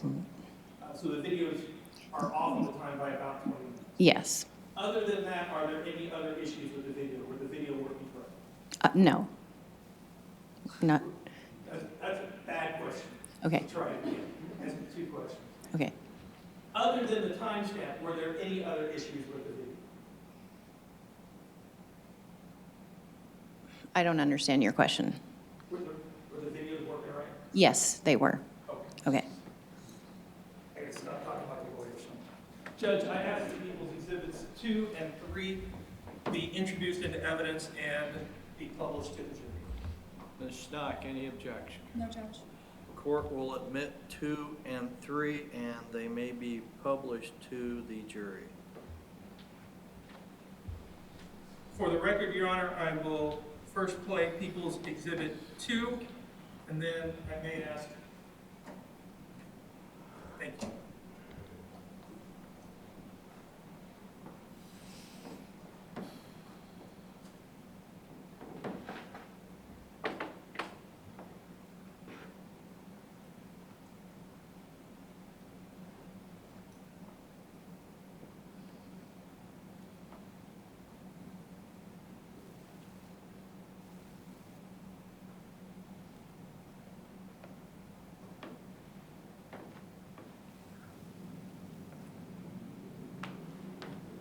We've now watched People's Exhibit 2. Ms. Hudson, the rust color SUV that you talked about, is that what we see here on the upper left-hand corner? Yes, And the time here says 13:33:49. You shared with us that well, in normal person time, that's 1:30, but it's actually 1:30 or 1:53, give or take. give or take.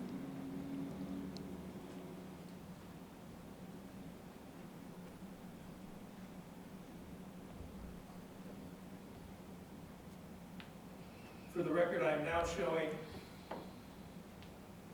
People's Exhibit 3 on the screen. And ma'am, the time on there shows 14:32:12.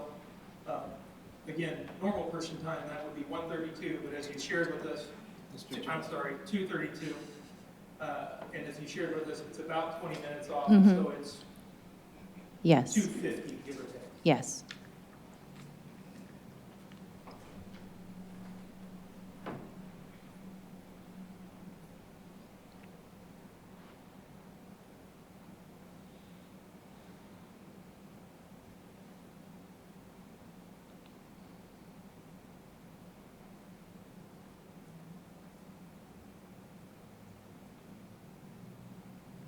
And we saw a orange or red rust color SUV leave at about that time, is that right? Yes.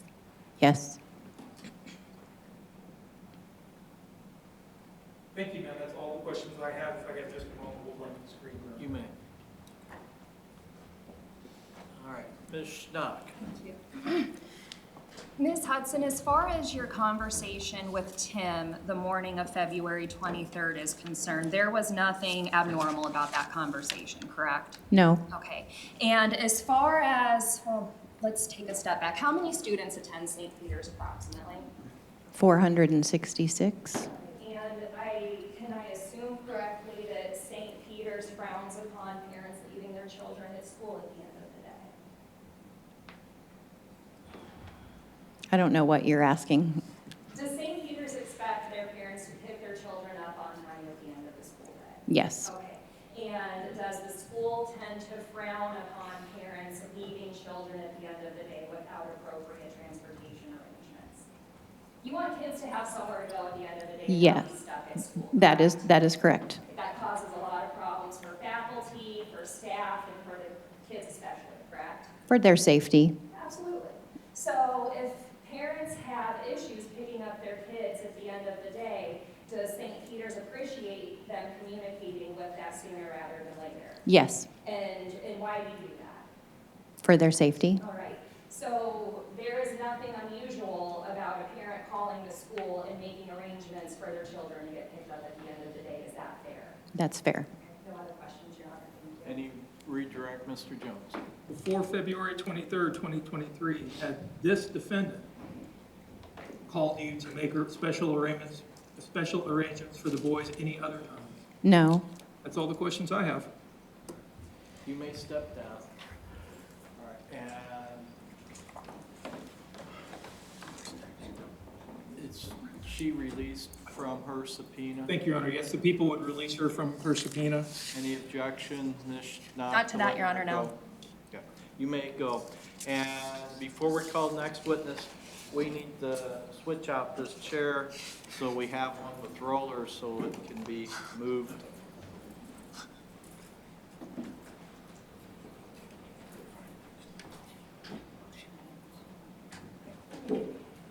Thank you. And then Mr. Jones, your next witness. People would call Brian Lash to the stand.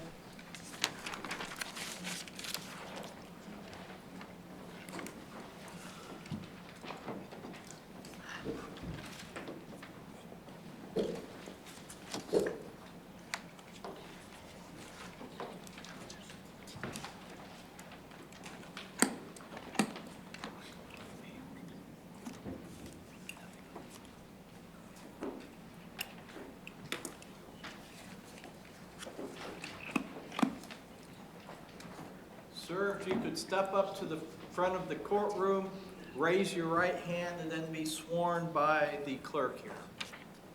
Do you solemnly swear that the testimony you may give, you cause now pending before this court shall be the truth, the whole truth, and nothing but the truth, so help God?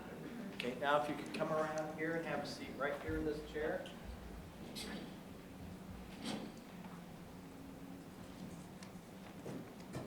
And kind of scoot up to the table to where you're comfortable, and then bend that microphone so it's in front of you, and please speak towards the microphone. You may inquire. Can you tell me your name? Brian Lash. Mr. Lash, can you spell your last name for the court reporter, please? That's Lash. Mr. Lash, what do you do for a living? I own a cafe, Crazy Cakes, just right down the street here. Right down the street. hmm Mr. Lash, I don't need your specific address, but what road do you live on here? Kentucky. Do you live across the street from anyone? Yeah, directly across from Okay. Becky. You live directly across from who? Rebecca. Is that Becky Bliefnick? Yes. How long have you lived at that house on Kentucky Road? 3 years. I want to move forward then to the morning of February 23rd, 2023, okay? Okay. That morning, what time did you get up I'm up at about 5:30 every morning, give or take. to get to work? I look left for work about 6:45, 6:50, something like that. When you left for work around 6:45 or 6:50, did you notice anything unusual across the street? The front door was open, I noticed. Why did you think that was unusual? 'Cause I've never even seen anybody go in or out that door, ever. So it just was weird that it was open to me. In the 3 years that you were living there, you'd never seen that front door open? I never saw anyone go in or out that door ever. They always went out either through the garage or the side door by the garage. Thank you, Mr. Lasser. That's all the questions I have. Ms. Schnott, questions? Were you home the evening of February 22nd? At what time? Well, at all? Yeah, Okay, what time would you have gone to bed that night? probably between 11 and midnight, maybe? Okay. Give or Did take, you- I don't know. Okay, did you see anything unusual before you went to bed that evening? Did you see or hear anything unusual after you went to bed that evening? No, Okay, there was nothing that woke you up or you never heard a disturbance, correct? did not. And the morning of February 23rd, other than seeing the front door open, did you see or hear anything unusual? I didn't see or hear anything, no. I just thought it was weird that the door was open. Okay, and you didn't see Tim anywhere in the Kentucky Road neighborhood? No. Okay. No other questions, Judge? Any redirect? No, Your Honor. All right, you may step down. Thank People you. would release him from his subpoena, Your Honor. Any objection to releasing him, Ms. Schnott? No. All right, you are free to go. Thank you, Thank sir.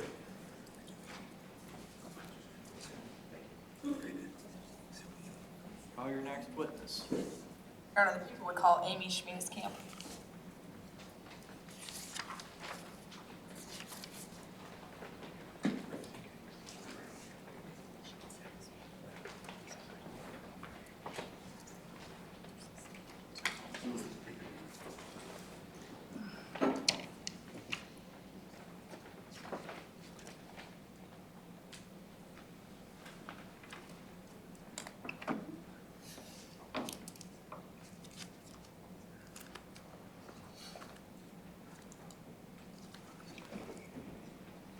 Ma'am, if you could step to the front of the courtroom. And then raise your right hand and be sworn by the clerk. You do solemnly swear that the testimony you give will cause nothing before this court should be the truth, the whole truth, and nothing but the truth, so help you God. Then if you can come around here and have a seat right here in this chair. And scoot up to the table to where you're comfortable. And then bend that microphone so it's in front of you and please speak towards the microphone, all right? Okay. You may inquire. Thank you, Your Honor. Could you tell us your name, please? Amy Schmiedeskamp. I'm gonna have you talk a little bit louder. The mics don't do a great Yes, job. my name is Amy Schmiedeskamp. Thank you.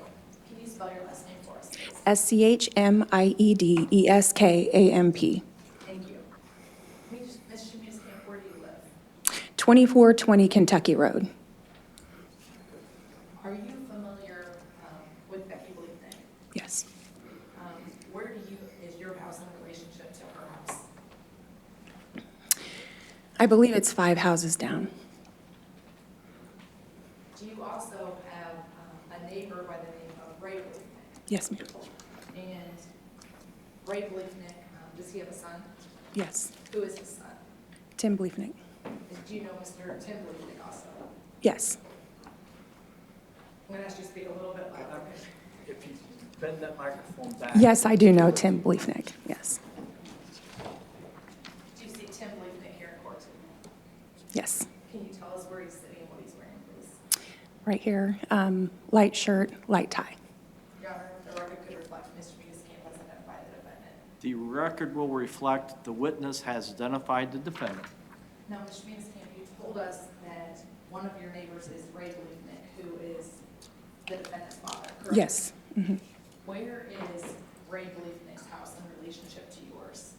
It sits right to the left side of my house. So next door. Yes. And are you also familiar with Becky and Tim Bliefnick's 3 children? Yes. Have the children, at the time of Becky's death, been visiting at Ray's house? No. When was the last time that you had seen children at Ray's house before she died? I can't remember the last time. Over 1 year? Yes. Over 2 years? It's been a long time. I can't remember. But you know it was over a year. Yeah. On the morning of February 23rd, 2023, did you see the defendant, Tim Bliefnick, come over to his father Ray's house? Yes. About what time was that, you know? So looking back, it would had to have been between like 7:30 and 9. I drink my coffee every morning in my sunroom, and I just was walking into my sunroom and just saw him get out of his car and take a little Tykes basketball hoop up to the house, drop it off, and leave. And you know that because you drink your coffee at the same time every morning, sometime between 7:30 and 9. Depending on my morning schedule, yes. At that point, had you heard or did anybody know that Becky Bliefnick had died? No.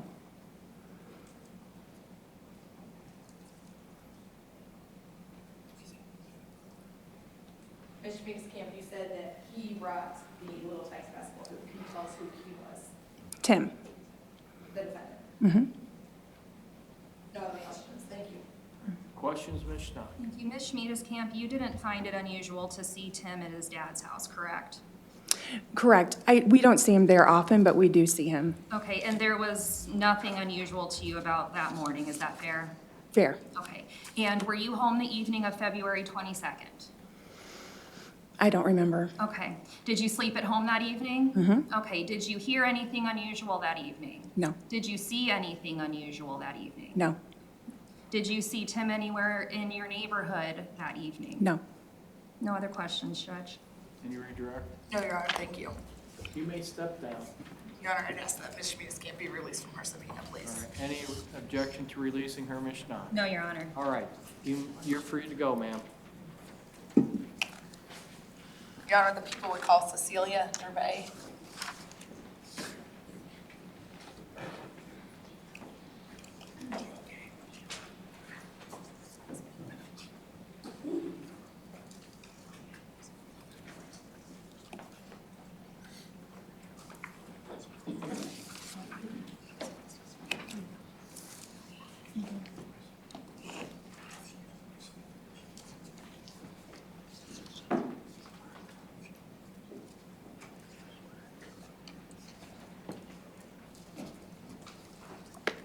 Ma'am, if you could step to the front of the courtroom, please. And if you could raise your right hand and be sworn by the clerk. You do solemnly swear that the testimony you give in the cause and opinion before this court should be the truth, the whole truth, and nothing but the truth, so help you God? Okay, and then if you could come around here, please. You could have a seat right here in this chair. And if you could kind of scoot up to the table to where you're comfortable, and then bend that microphone so it's in front of you and speak towards the microphone, please. You may inquire. Thank you, Judge. Can you tell us your name, please? Cecilia Gervais. And I'm going to have you spell your first and last name. Okay. Court order. Cecilia Gervais. And you go by Celia, is that right? Correct. Ms. Gervais, where do you live? St. Peters, Missouri, How long have you lived in St. Peters? since 2016. Did you live in the Quincy area for a while? I did. While you lived in the Quincy area, did you become friends with a person named Becky Bliefnick? I did. Tell us when you met Becky. 2012, I joined Q-Town CrossFit, where she was one of the owners. And did you become close friends? Yes, Back, I think, Becky was in your wedding, is that right? she was. Celie, you said that you live in St. Peters, Missouri. Who do you live with? My husband, Brandon. The week leading up to February 23rd, that Sunday, did Becky come to stay with you and Brandon? She did. Why did she come to stay with you guys? She was having a procedure done in St. Peters. Did you know what kind of procedure she was having done? Vaguely, yes. You said vaguely, what did you know? An abdominal surgery. And Monday morning. So you said she came and stayed with you on Sunday, is that right? Correct. And what time did she arrive? I picked her up at 3:30 or so in Hannibal. We arrived at my house around 5:15. What did you do that evening? We went to eat dinner at Red Robin, and then we went to Walmart to pick up a few things and came straight back to the house after that. Then she spent the night with you that Sunday night? Correct. The next morning, did you take her to her surgery? I did.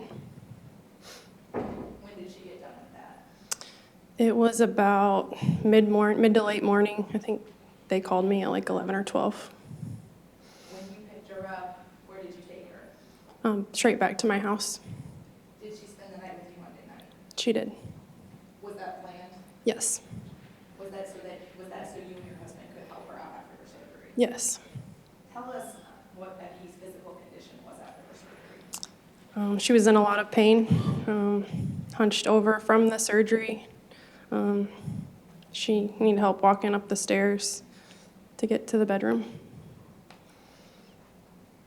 That evening, that Monday evening before February 23rd, did you yourself start to feel sick? I did. Because of that, the next morning, did you drive Becky back home to Quincy? I did not. Who drove her back to Quincy? My husband, Brandon. During that time that Becky was with you, did she use a purse to pay at Red Robin or to get around? She did not. Where did she keep her credit cards and things to pay with? They were in a slot on the back of her phone case. The next morning, after your husband drove Becky home, did you hear from Becky? I did. When was that? It was around like 12:30 or so, I think. And was that a phone call or a text message? She sent me a text message. Was that just that she was back home? Yep. And was that the last time you ever heard from Becky? Yes.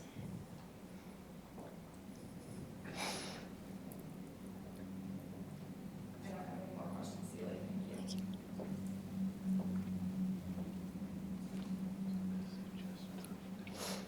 Ms. Stock, Your Honor, I don't have any questions for this witness. you may step down. Thank you.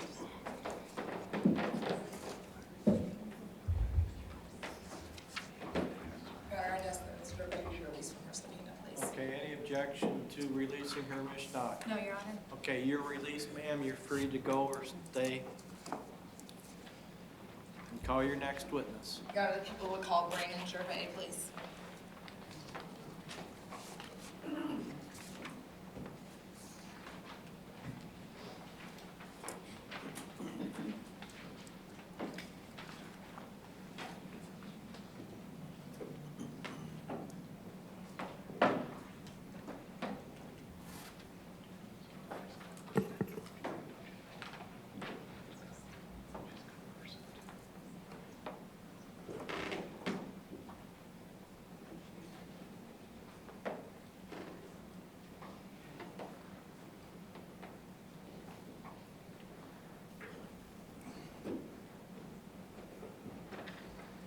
Sir, if you could step to the front of the courtroom.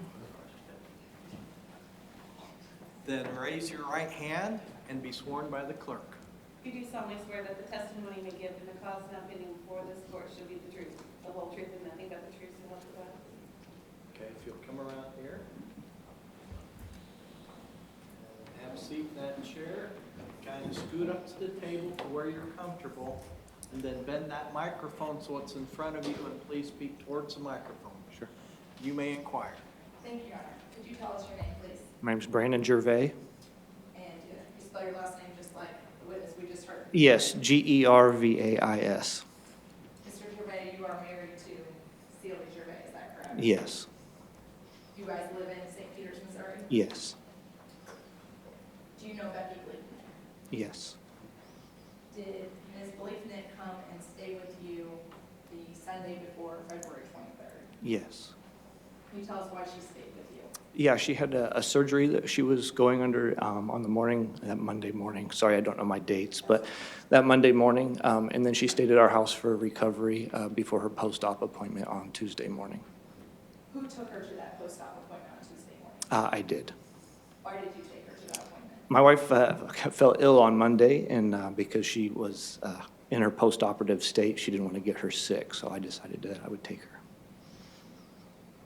You said you took her to that post-op appointment on Tuesday morning, February 21st. Thank you. That morning, after you took her to that appointment, did you realize that you had left her bags back at your house? Yeah, I think she had left her overnight bag on the in the bathroom, and so I went back and got her bag while she was in her post-op appointment because the doctor's office is 5 to 10 minutes from our house, and so I assumed that while she was in the post-operative appointment that I'd be able to get home, get the bag, and come back to be able to pick her up in time. After you got the bags for her, did you go back to pick her up? Yes. Where did you take her? And then I took her to her house Here in Quincy? in Quincy. When you got there, did you help her get inside? Yes. Was she able to carry your bags inside? No, I carried her bags inside. Do you remember what types of bags did she have? Yeah, she had a backpack. I think she was taking some of her classes for nursing school, so she did some of that at our house while she was there. So she had I think it was a gray North Face backpack, and then a gray Under Armour duffel bag that she had her belongings in. What time did you drop her back off on Tuesday morning? It was about 11 o'clock. After you dropped her off, did you leave and head back to St. Peter's? I actually we had my in-laws' car. My wife was home the weekend prior, and so we had their car so that we could swap car seats. So our children were in Monroe City, and so I had to drive to Monroe City and pick up our children before driving back to St. Peter's. Things you do with kids, right? That's right. No other questions, Your Honor. Thank you. Ms. Schneider. Thank you.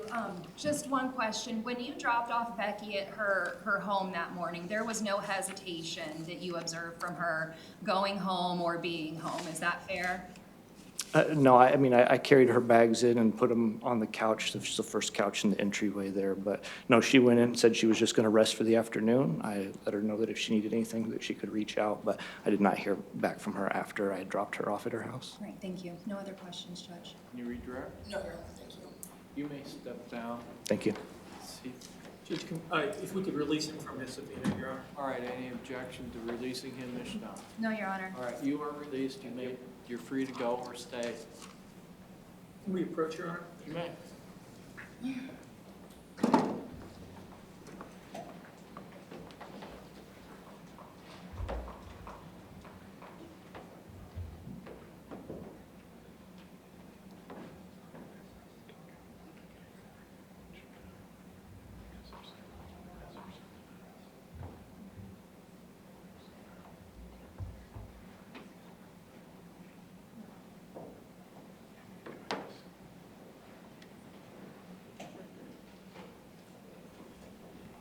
All right, ladies and gentlemen of the jury, sometimes we discuss really important things up here.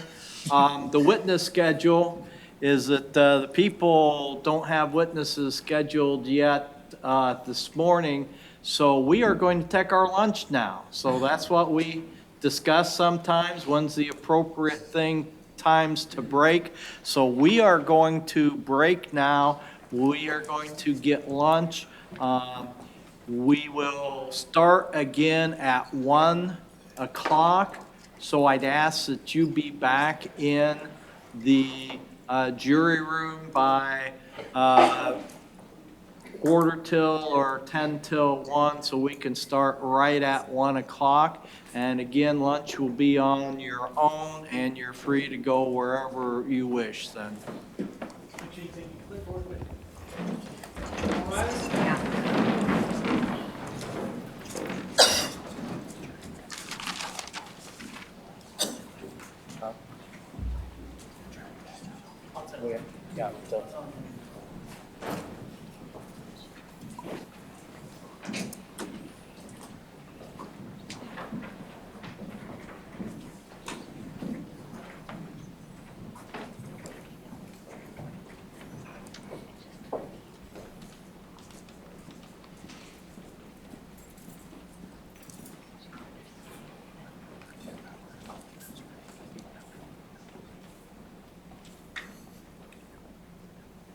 Please be seated. All right, the jury has left the courtroom, and then Mr. Jones, anything we need to discuss prior to breaking for lunch? No, Your Honor, I don't think so. All right, Ms. Stock, anything from the defense? No, Your Honor, thank you. Okay, let's us be back at 12:45, so we can make sure everything's ready to start at 1 o'clock, all right? Yes, sir. All right, we will be in recess.